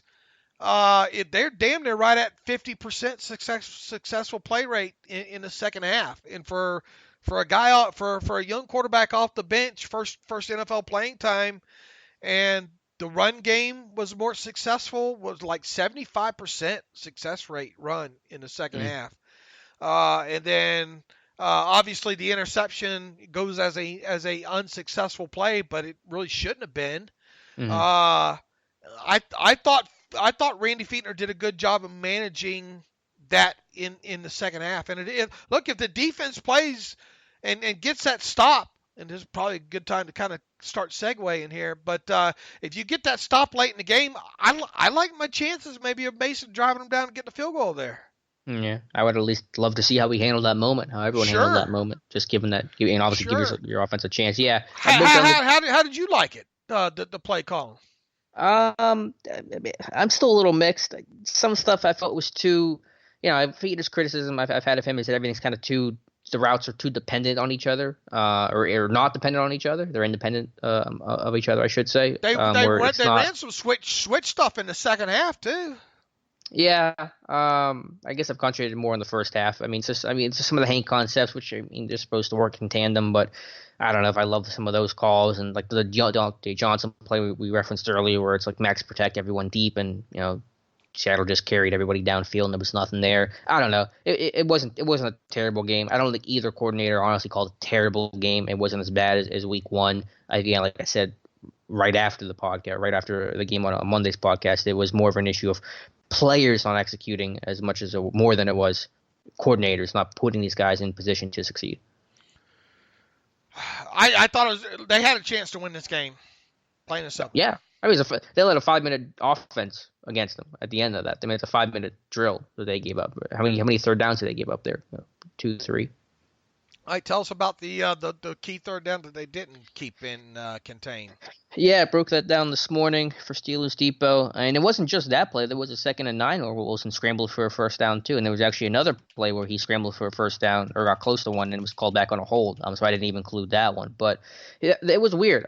It was a 5-man rush, as Tomlin said, and it looked good initially. They ran a little stunt with Barron and Dupree.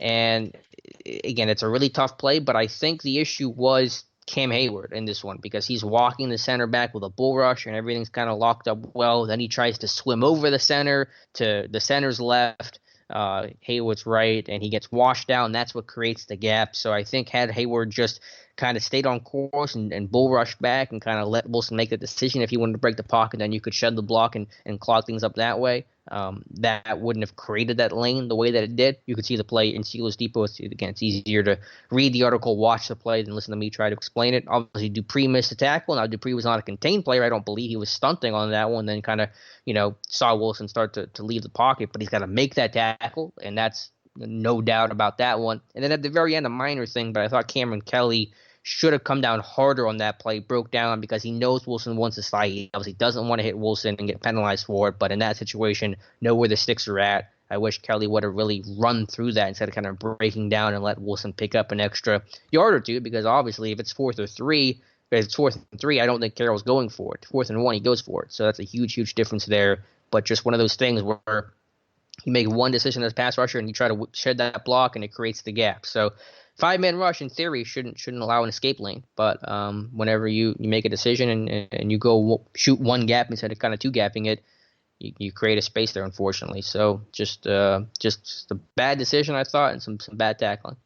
What did Mike Tomlin say about that play? I have the quote here. I think he said it was, quote, "It was negligence on our part in some instances in terms of rushing hard and smart. The significant one was a 3rd and long, gave the opportunity to get the ball back. We rushed 5 people in an effort to keep him in the pocket, and he still found the means to escape. Obviously, we take responsibility for that." He praised Wilson for his craftiness in that situation. But like I said, I think Hayward swimming over and creating that gap was what Tomlin meant by not rushing smart. Where Hayward, if he just straight bull rushes and collapses the pocket, and then you can kind of shed and disengage when Wilson wants to try to leave. When you make the first move, that lets Wilson counter offer you, and that's what created the space. Very disappointing because, like we said, if you get him in anything other than 4th and 1, yeah, you're going to get a shot probably. I don't know how gutsy Pete Carroll would have been in that situation, right? Mm-hmm. Yeah. In Seattle, you got to make a young quarterback beat you by a length of a field, right? So, I mean, if it's 4th and 3, do you go for it if you're Pete Carroll, or do you try to put it away? I don't think he goes for it if it's anything other than 4th and 1. What would the field goal would have been distance wise on, let's say, a 4th and 3? I'm not even sure, to be honest. It would have been about maybe. I think it would have been too far. It would have been. Hold on, I'll 50 tell you something right yards. here. Yeah, because I closed out a Game Pass. I don't have Let's see. Carson up the middle. Let's see. It was at the Steelers 33, so that would have been the 35. Add 7, 42, 52, right? Yeah. At Heinz Field. I mean, it only puts you up, and it only even a field goal.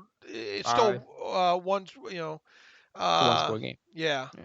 I mean, obviously it takes the field goal out, but. Yeah, Steelers would at least gotten the ball back and at least give your offense a chance. So right. It was disappointing. I mean, again, Seattle started that drive with how much time left? 5:34 in the fourth quarter. Did you have issue whatsoever with how the timeouts were used? I don't know. I'm not good at projecting that stuff. They started at 5. That wasn't 5:34. Yeah, the timeouts weren't the issue. Get a stop, you'll get the ball back with some time. I mean, plain and simple. If you get the stop on that scramble for 15 yards, that was above the 2-minute warning. Mm-hmm. Yeah, it's 3rd and 16. And now credit to Seattle, they're spreading the field out, and I think they kind of did that intentionally, where the middle of the field was wide open. There were no routes coming across the middle. I think he was playing man coverage, vision not in the football from the secondary and coverage guys. But you just rush lane integrity is so important, and just one little mistake can ruin the whole thing, and that's what happened. Okay, where to now? Paxton Lynch. We said they were probably going to sign a quarterback. They did. Former first-round draft pick Paxton Lynch in and on the practice squad. Randy got him a Memphis boy, didn't he? Once that name came up yesterday afternoon, and Rappaport reported that he was coming in. Yeah, that was a done deal at that point. You knew it was going to happen there. Here's perhaps the most interesting, I guess, quote from Tomlin when it came to the backup quarterback situation. He pretty much said short term. Do you have that in front of you? The exact quote, what Tomlin said on Hodges there. I think Matthew wrote it, but I don't have the exact quote right now. I can try to get it, but I think they're kind of using this as an evaluation period for Lynch to see if they want to promote him without having to put him on the roster. All right, right first now. he was obviously stupid question about Colin Kaepernick. I went through the process that we went through in terms of our decision making. We went with Hodges because he's been a significant component of our offense in training camp. That makes sense. For short-term fluidity, we thought that was the best. and we acquired Paxton Lynch because he is practice squad eligible, and we can bring him up to speed and evaluate him without utilizing a roster spot. That also makes sense. I'm not talking openly about free agents that aren't on our roster. That makes sense. The conversation could go on for days and be endless. That makes sense. There's a number of people at the quarterback position and other that are unemployed in today's NFL. I'm not going to use this forum to do that. That makes sense. He was then asked, how do you feel if Hodges' number is called? Man, I have no idea.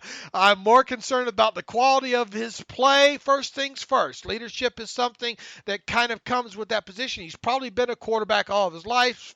So some of the things that come naturally come with the position that he has and has displayed. But our focus right now is just his overall readiness in terms of being ready to play and execute and articulate the things he needs to do in order to get this thing moving if called upon.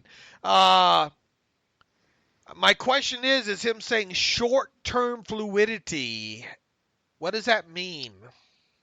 Yeah, like I said, I think I'm just speculating here, but they're going to look at Paxton Lynch for the next week or two, see how he does, and if he looks well enough, then they may promote a guy like Paxton Lynch to the roster to be the backup and put Hodges back on the practice squad. Oh, I'm clutching my pearls. That was my take. I'm clutching my pearls right now.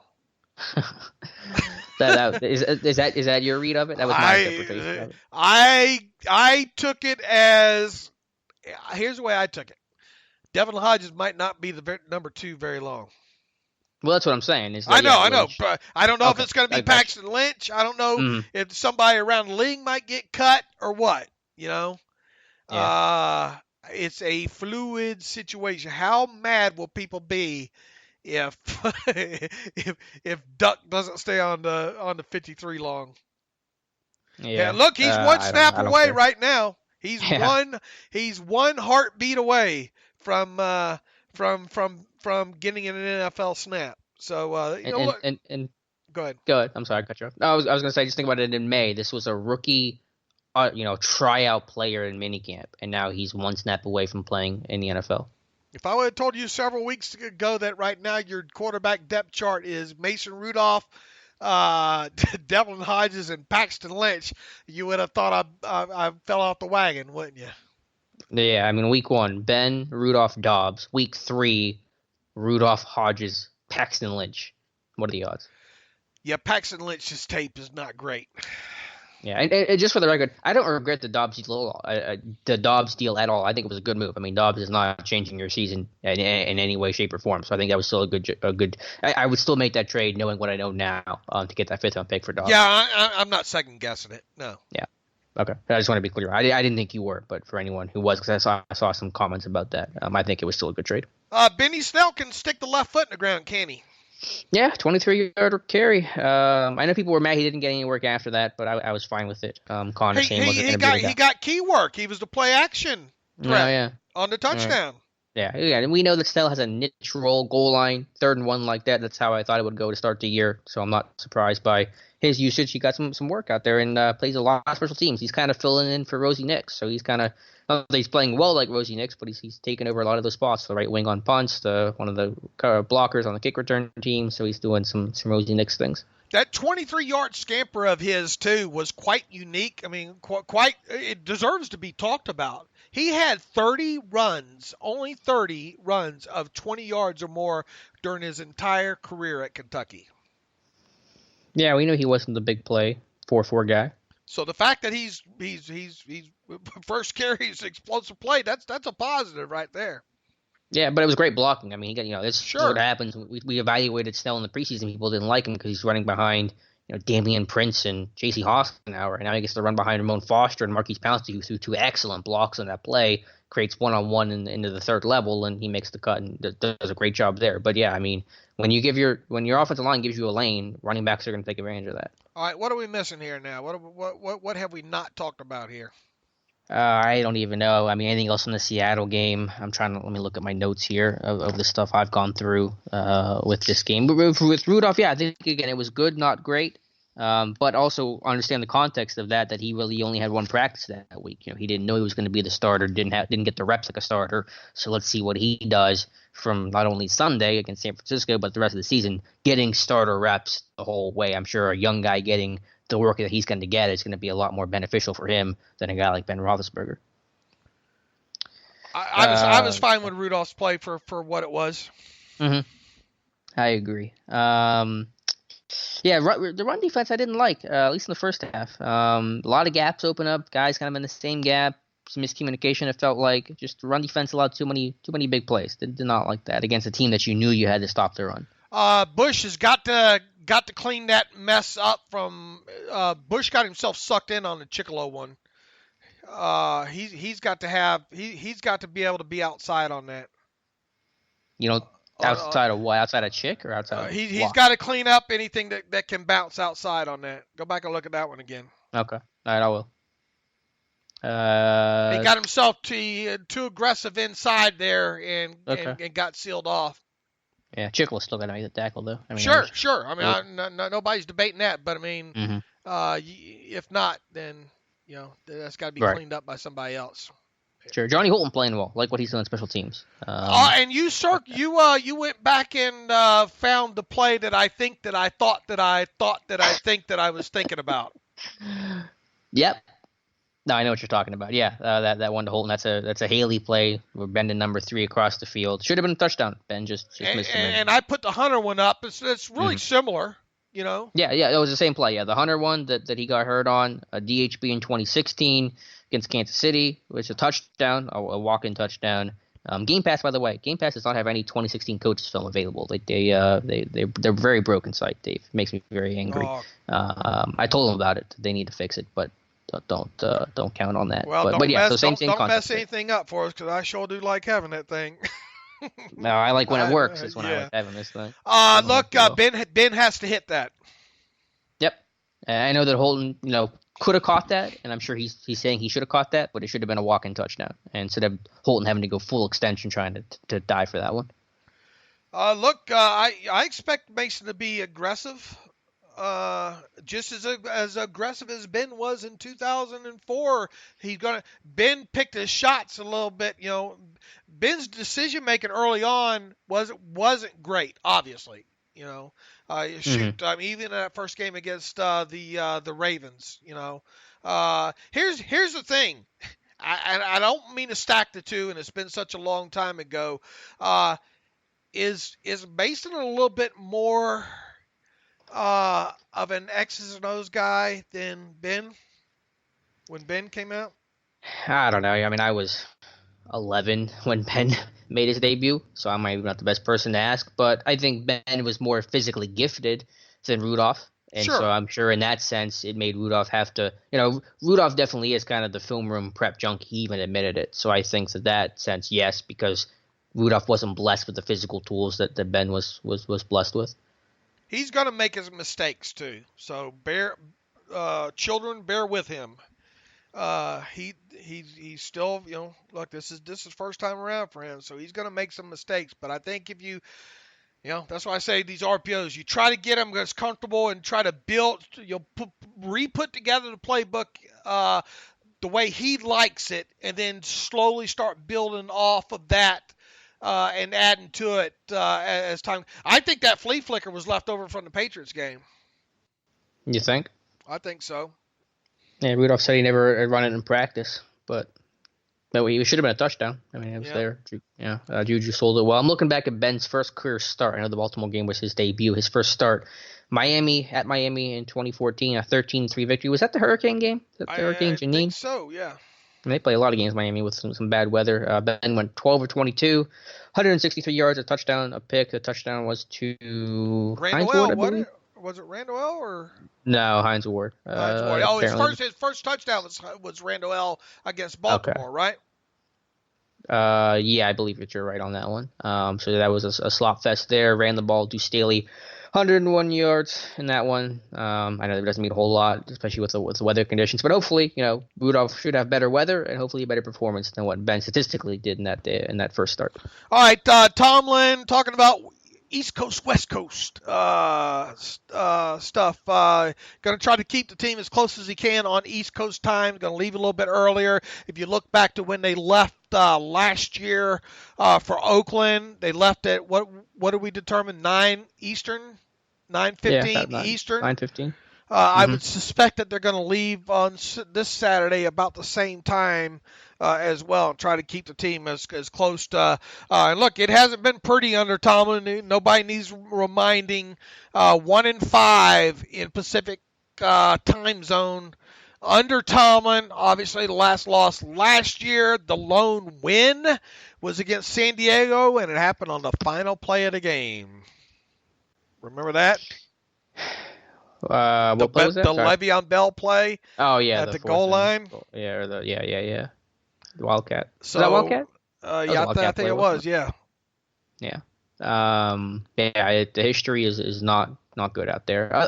Two other quick notes I have from this game. Steven Nelson that we talked about on Monday. I thought Nelson had an excellent game, maybe the best defender out there. And then Chris Boswell having a really good start. Don't wanna forget about that. And Jordan Berry, heck of a hold on that possible 41-yarder. That should have been a busted play that went nowhere. Boswell or Berry did a great job to handle a really poor snap from Canada, get that down, keep the operation on time, and let Boswell make that one. All right, shall we get to – boy, we got a lot of emails here, a lot of angry ones too. Shall we get to these? Yeah, I'm going to brace for impact, but yeah, let's do it. All right, Babardi writes in, Minkah, been hearing analysts lambasting the trade because of the cost. This fetishing of draft I've never seen that word. Fetishing of draft picks has become a religion. I'm going to have to Google that word real quick. Do you know what that means? I'd be careful what you search in that one. It's nothing I haven't seen before. Trust me, Alex. Okay, let's trust me. I've seen it. Nothing surprises me. All right. Ground or present fetish shy. I guess it's it's people that put these picks on a pedestal and say, oh, how can you dare trade a draft pick? Oh, the value of that's what the point he's trying to make. See, you can learn with Dave on the podcast as well too. Have an excessive and irrational commitment to or obsession with something. All right. Now that we got your English lesson out of the way there, English. How do you think I would do as an English teacher, Alex? All right. Draft picks has become a religion where the unknown is more valuable than a proven player.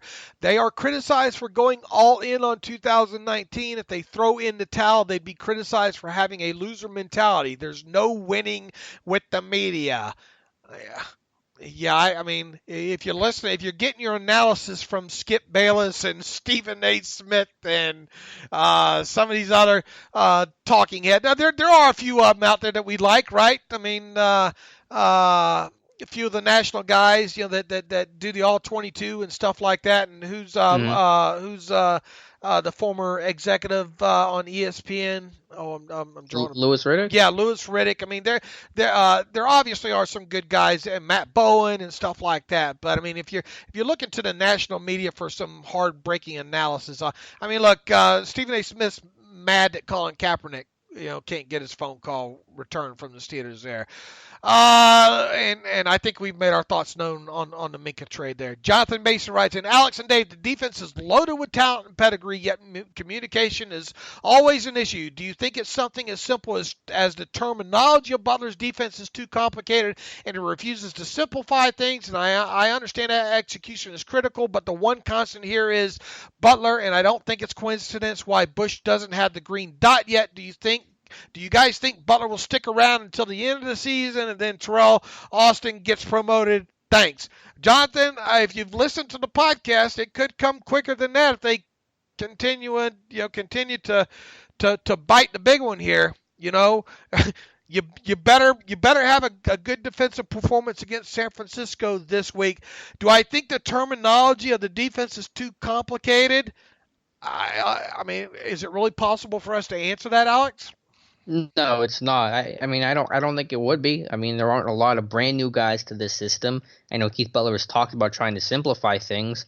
I mean, I don't know for sure, but I think players just got to go out there and execute. And with Butler, I mean, it could happen. I don't think it's going to happen. And if Butler gets fired after the year, his contract won't be renewed because his contract is up. It may not be Austin. Austin could get promoted, but they could obviously go outside the organization too. So I'm not going to assume that Austin would slide in if it happens after the year. In season, sure. But after the year, it could be anyone coming in. We don't know. I mean, look, we don't. Are the players just not disseminating that information quick enough? Is it getting lost in translation somewhere in there? The sooner they can get this green dot on Bush, I think the better. Even if it, obviously you don't want to do it too soon, and it's probably not going to be this week, but it's coming, and the more the quicker he gets up to speed on things, the quicker that he's able to take that green dot, maybe the better. And I do think they need to simplify things, especially this week with Minkah in there, right?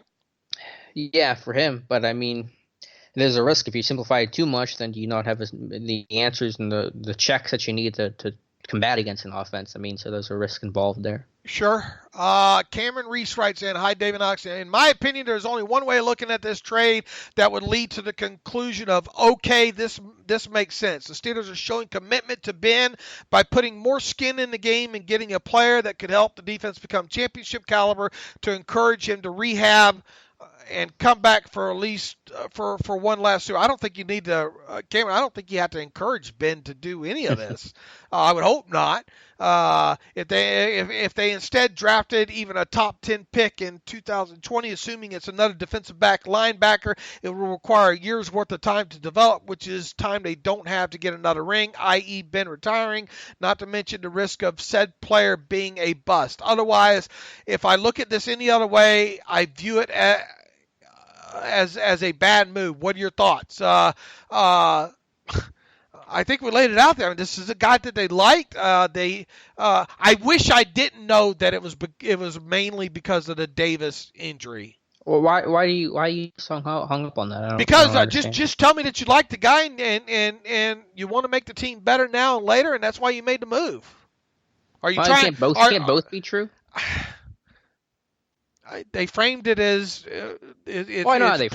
primarily based as it being injury related to Davis. Yeah. Why not just come out and say? Did they not? No, they did. Yeah, I agree. I mean, that's what. So I'm not trying to. I mean, why would I try to look at it both ways when they're telling me? Well, obviously they still like the guy to trade a first round pick. They didn't. It wasn't a knee jerk move. I don't think.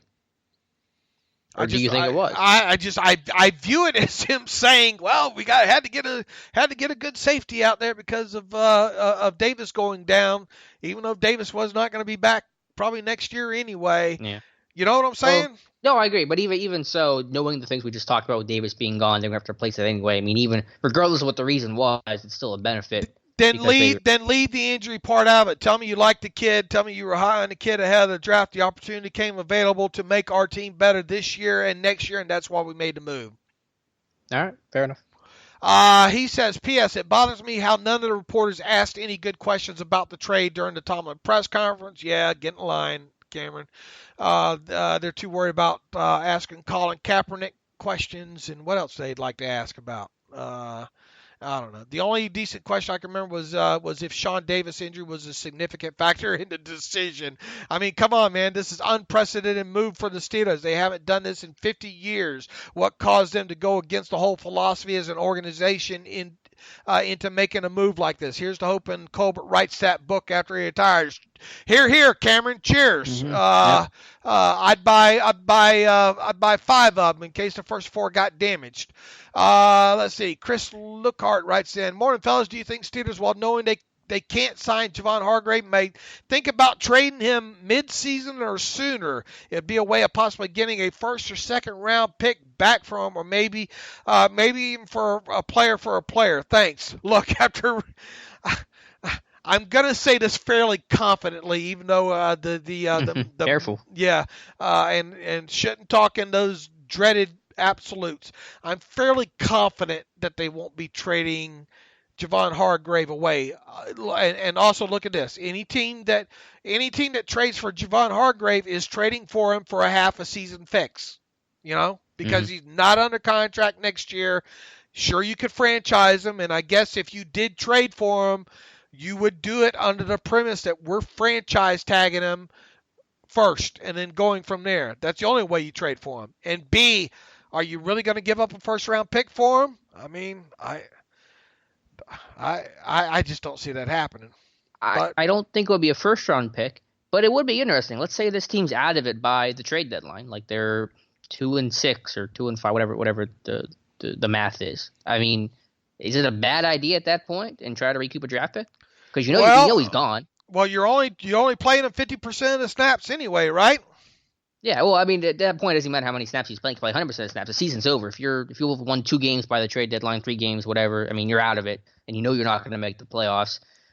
You're just going to lose him anyway. I mean, there's no chance he comes back. I mean, almost no chance he comes back. The only argument is would you pay me now for a hamburger? However, the whole Popeye I'd gladly pay you now I'd gladly pay you Tuesday for a hamburger today. You know, what's your point in other words, in context is, would you want the pick now? Let's say you could only get a third for Javon. Mm-hmm. Okay. Would you rather have that pick in 2020 or wait until 2021 for the compensatory to roll around? Oh, I want 2020 because it's certain I get it sooner, and I'm in the idea of winning now, and it's a higher pick too because it'll be a higher because the compensatory picks come at the end of after all the teams have made their standard issue picks. So I mean, there's no benefit to waiting for a potential comp pick when you want to win now. If your window is through the 2021 season, I don't want to wait for a draft pick in the 2021 draft. So all day, I'm taking 2020. If I can get a second or third round pick, I'm doing that. So I suppose his hypothetical might be one of the better ones we've seen in a while from Chris. Yeah. Now, again, I got that question before the season, and I said, no, that was silly because Hargrave is an asset and a great player. But knowing what we know now, if the team, I'm not saying to do it today, but if this team can't turn it around and by the trade deadline, they know they're out of it, you get a draft pick back. Let's say you can get 2 second-round picks. That gives you more flexibility. You're going to lose them anyway. I mean, you have no chance he's coming back. Yeah, not only do I think it's possible, I'm talking to myself right now, but I'm kind of in favor of it. Like, what is the argument against? There really is none, right? Because you're not resigning them. Yeah. I mean, unless you thought that you could. I mean, look in there. I mean, I don't want to talk in hypotheticals again, but the you're not re-signing him before you have to make the tag decision on him. If you're the Steelers.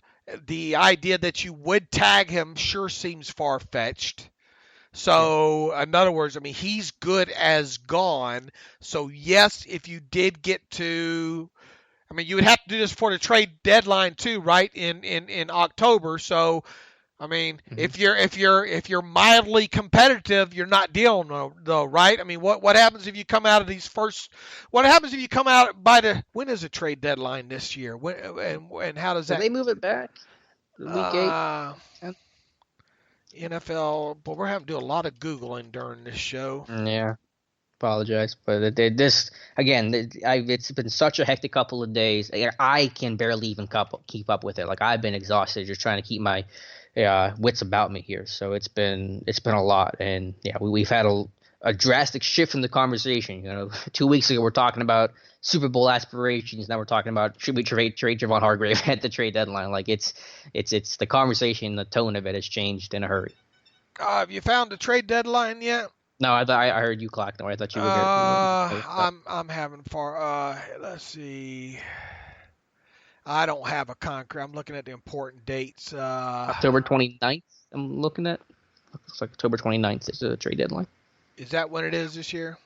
That's what ESPN all trading. October 29th. I found it. All trading ends for 2019 at 4 p.m. So what week is October 29th on the calendar then? Doing that now. Would be. Thank you for sticking with us today. It'd be during the Steelers bye week. Monday, October 28th is week 8. That's when the Steelers play Miami. So the next day, Tuesday, so right after week 8 is the trade deadline. All right, and that means you only have 6 games in the can at that point. What if you're 3? In other words, you got to make that decision fairly quick. So what if you're 3-3 and 2 of those 3 wins have come against the Bengals, Ravens, and 49ers?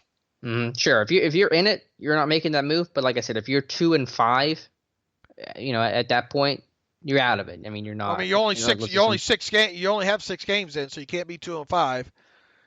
Oh, well, no, you'd have. Your bye weeks. No. Okay. Well, I guess the Miami Dolphins game, October 28th. Okay. 7. Yeah. All right. So what if you are? What would you have to be? What if you're 3-4? and both had 2 wins. What if you're 3-4 and you have wins against? Now you'd have to be 4-3. You probably realistically have to be 4-3. Yeah, right? I mean, it would depend on what the AFC North look like. If you beat Baltimore and you're 3-4, and they lose a couple games, like it would depend on obviously the standings. But 3-4, maybe it would just depend. 2-5, but let's say if you're 2-5 or worse, God forbid, then you're out of it. I mean, that's just a definite. And then you consider. So, yeah, I mean, look, that's a hypothetical. Good question, Chris. And we spend way too much time on that. But I think it's a good hypothetical. And maybe we'll readdress. Hopefully we won't have to talk about it again. But worth the time there. This one from JJ. As I'm writing this email, I'm imagining that Wednesday is the first ever 3-hour podcast. I don't know how deep we're almost 2 hours in. We're about to cross 2. We're about to do our first 2-hour show. Discussing Ben's injury and surgery and possibly have Dr. Mel on. Yes, we will plan on doing that. Then if it wasn't enough, we have a crazy trade for Fitzpatrick, discussing the player, the compensation, and how he fits in on this roster. We haven't even talked about our upcoming opponent with the possibility of having a beat writer on. Wow, what a week. Okay, now my question. Are these past 2 trades the biggest in the Colbert era, Bush and Fitzpatrick? If so, do you think him being on a year-to-year contract has anything to do with this sudden aggressiveness? Thanks, love the show. I think they are the biggest trades ever, right? Because they didn't trade the same draft capital to move up for Troy or Santonio, correct? They didn't trade what they traded for Bush. And I can't think of another trade that even comes close to these. Here's a good just info. Here's a good one from Andreas, and I haven't caught this yet. I don't know maybe if you caught it either, Alex. You talked briefly about the green dot on defense on your Monday show and that Vince Williams had it to start the game. I noticed that at a point during the game that Devin Bush actually had it. He's got a nice screenshot here with Devin Bush with the green dot, the before and afters. And Barron had it at one point as well, too. It looks like. He says, I now found that with 5:50 remaining in the first half at a Seahawks 3rd and 13, the TV zooms into Devin Bush's back, and he has a green dot on his helmet. I think this is actually the first play that he plays as Vince was on the field on the prior snap. So I think he got a green dot helmet for maybe this drive only because at 14:08 left in the second quarter, I again spotted him from behind, this time without the green dot on the helmet. And a little later, 7:12 in the second, the TV angle zooms into Barron, and he now has the green dot. Does any of that make sense? And then he shows Barron has the green dot at 7:12 left in the second. At 14:08 of the second, he has a one of Bush from behind, and he does not have the green dot. But at 5:50 in the first, after Williams does leave, Bush does have the green dot. Okay, so Bush had it for like a series, and then Barron ended up getting it. Right. Okay. Good sleuthing. Yeah. Good sleuthing work there. Jesse Hernandez writes in, I'm sure 90% of the Steelers fan base was completely shocked and surprised when Pittsburgh called the flea flicker. I'm just curious as to both of your initial reaction to the play and play call, and if you think the ball was underthrown because of possibly not practicing the play because of the question of his arm strength. I don't think they didn't practice the play because of Rudolph's arm strength. I think they just didn't get around to Rudolph practicing that play, and I kind of think that that was left over from. I tend to think that might have been a play that was left over from the because remember they said there was a lot of stuff from the Patriots that they didn't get to. Mm-hmm. Yeah, it could have been. Rudolph didn't practice it, but he's just throwing to a wide open receiver that he just underthrew him. I mean, that's all it was. Maybe it was from a lack of reps, but he's just throwing a deep ball. I mean, he's just got to make that play. I think a lot of you guys try to think way too far ahead on some of this stuff. Bryce, sorry, this is too long, man, this late in the show. Cody, I've been following Steelers Depot since the very beginning and just can't say enough about how much the ad-free site and the podcast have helped me enjoy the Steelers. Thank you, Cody. Thanks for all the coverage and all hard work. 2 comments. Did you notice Holton was held on the failed 2-point conversion? See the all-22 footage at 106:53. Looked like a clear penalty miss there. Did you notice Holton getting held on a 2-point conversion, Alex? I didn't, but I noticed on the Vance touchdown, the screen, that Juju should have been called for pass interference. So I'll call that one a wash because Juju's blocking his dude like 10 yards in the end zone. Number 2 on back-to-back plays at the end of the third quarter. The middle of the field was open for Vance and Juju, but Mason took shorter throws. I question if he saw these reads. I'm wondering in your tape review for the game, did this happen often? I haven't had time to comb through every detail. Also on Mason's college tape was missing middle of the field intermittent open receivers, something that showed up. I don't remember him having issue. Look, he liked to throw out outside the numbers quite a bit there at Oklahoma State. Obviously, the screen game, the RPO game. I'm not recalling him having problems intermediate underneath throws.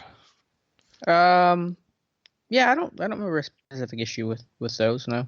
I don't remember that sticking out to me there. We'll have to go back and look at those other plays there. Julio Salgado writes in, this movie script of Dave sure has a lot of plot. He's talking about my good movie script for the Steelers, losing to the Patriots, and then the whole Daryl Drake thing, and he says this movie script of Dave sure has a lot of plot twists. Boy, it sure does now. The last 48 hours here. So I've tried to ignore the whole Pittsburgh is burning media narrative. But I found it interesting how a lot of places think the Steelers will end up with a top 10 pick, and they just wanted it to trade for, and they just wasted it on the trade for Minkah. From what I gather, the trade will only be graded on how high or how low the pick will end up being next year. Seems like that's the way people are trying to boil this thing down to, right, Alex? Is how high or how low that draft pick will be. What I don't get is even if they were to potentially that bad a year, doesn't the team need a safety? You're right, Julio. We covered that. People are just caught up on the team needs a new quarterback. Seems like it, Julio. My question is, if you haven't already answered this, did they give up too much in the trade? And is there a bigger position of need the team does end up with a top 10 pick that they'll regret not having? Tight end and outside linebacker right now. I don't know if those will be bigger needs than safety. Because you got Vance and you got, Well, what I'm saying is since they've acquired the safety, Oh yeah, those would be the biggest. I don't know if those were going to be bigger needs than safety though. Were they maybe a corner? But I mean, they just drafted a corner in the third round. They just signed Steven Nelson. They just locked up Joe Hayden. I mean, free safety would have been your biggest need, I think. Had you not traded for Minkah. But I agree, and this is the point I made earlier: is that this trade will be really graded on how high a pick the Steelers have. If they're picking the 20s, people are going to say, okay, you know what, that was probably a good trade. If they're picking in the 9 or 10, it's going to be viewed as a bad trade. And I understand that. I mean, that's going to be a tough pill to swallow if this team can't put together some wins and they're picking really high in the draft. All right, or would have been picking high in the draft. We've gone this far. Might as well go another mile here. Eric Foster writes in, folks, we apologize we run long in these things, but Dave is a blabbermouth who can't, that goes down rabbit holes, and Alex lets him. So, well, I think we had plenty to talk about today. I don't think people are going to mind with everything that's happening. Get mad at me. Get mad at Alex. Get mad at me and don't get mad at Alex. Dave, I've literally never been mad at a podcast going too long. Okay. I don't know if you have. I mean, I don't think anyone's ever going to. Look, I could do this for 6 hours. Yeah. I'll be mad if we go that long. Where I draw the line. But for those, look, we've gotten a few emails saying I can't listen anymore. The shows are too long. I don't know what to tell you. I'm sorry. I've never had that issue personally. I don't like when they're too short. All right, Eric Foster writes in, Dave and Alex, last week you guys noted Colbert and the Steelers' hesitancy to trade away first-round draft picks. You guys are normally spot on, so my read is that something fundamentally has changed or is in the works. Do you think this changes Colbert's contract duration has resulted in this change in his MO? Is there any chance the Steelers are thinking about trading Ben away after the year to get a first-round pick? I know that is a wild forecast, but is Jameis is not looking hot in Tampa Bay? We know how much Ben loves Bruce Arians. I mean, I would Colbert has spoke glowingly of how, if the franchise quarterback wants to play out his contract, you let him do it, yada, yada, yada. Man, I mean, I know there's somewhere, we're probably not going to get to it. I think there's an email somewhere later on in this mess somewhere saying, what happens if Mason just balls out this year? what do you do? I mean, someone asked on Twitter, didn't they? Ask us, what do we do if you go to church and you pray and you thank Jesus, right? Yeah, because that's the best problem any team can have. That's the one thing that you do. I mean, but to be clear, Ben's the guy. Ben's back next year. He's the guy, regardless of how well Rudolph plays this year. Sorry, that's just the facts. I don't see how it's anything other than that. Plus, you would have to probably, because of Ben's roster bonus that's due with him in March, and that's a hefty. It's like $12 million or something like that as well too. I mean, you'd have to make that decision fairly quick, and with his rehab and I would be even more shocked if they traded away Ben next off season. I can't see it. Ben is your franchise man, and you got to ride him. Look, the good thing is you get Mason some experience here, and with Ben being an older quarterback, maybe there is a chance he misses more time, right, due to injury. Mm-hmm. So more is better. Yep. Right. They're not trading Ben, and let's see what Rudolph does with his platform. We'll learn a lot about him. Right. One last thing from Seth writes, hey David Alex, do you think it's possible that the Steelers will replace Keith Butler in season if the defense continues to get shredded? Does it matter after this week if they get shredded, Alex? I mean, doesn't matter who's calling it at this point.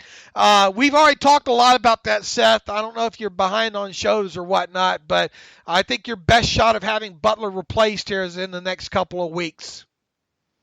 Yeah, we'll see. It could happen. You guys know my thoughts on Keith Butler. Again, I'm just trying to take this one game at a time. I know in the past they have let coaches retire or continue until their contracts run out. It makes a hire in the offseason, but it seems like a different scenario since they're aggressively stockpiling high pedigree talent on defense, and every loss makes the pick that they gave up for Minkah more valuable. They won't just sit by week after week and the defense gets destroyed. Will they? The only scenario I have is not from the outside. My only scenario is in the next week or two, they demote or fire Keith Butler and they do something with Terrell Austin. That's the only plausible thing I can come up with. Yeah, I don't even think about that stuff too much. I don't know if it's going to happen again. If they're keeping Keith Butler after last year's mess, they're probably going to ride with him the rest of the season. Only because this is a first-time caller here. Long-time listener, first-time caller. David Alex, long-time listener, first-time caller. Holy cow, man alive. FFS.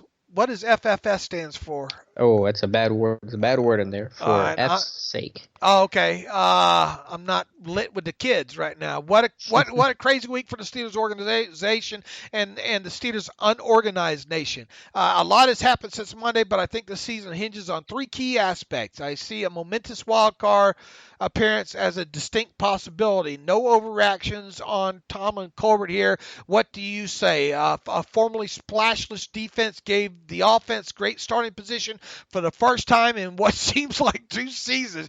You're right there, Thomas. It was good to see the offense take the field on the team's other side, on the other side of the field there.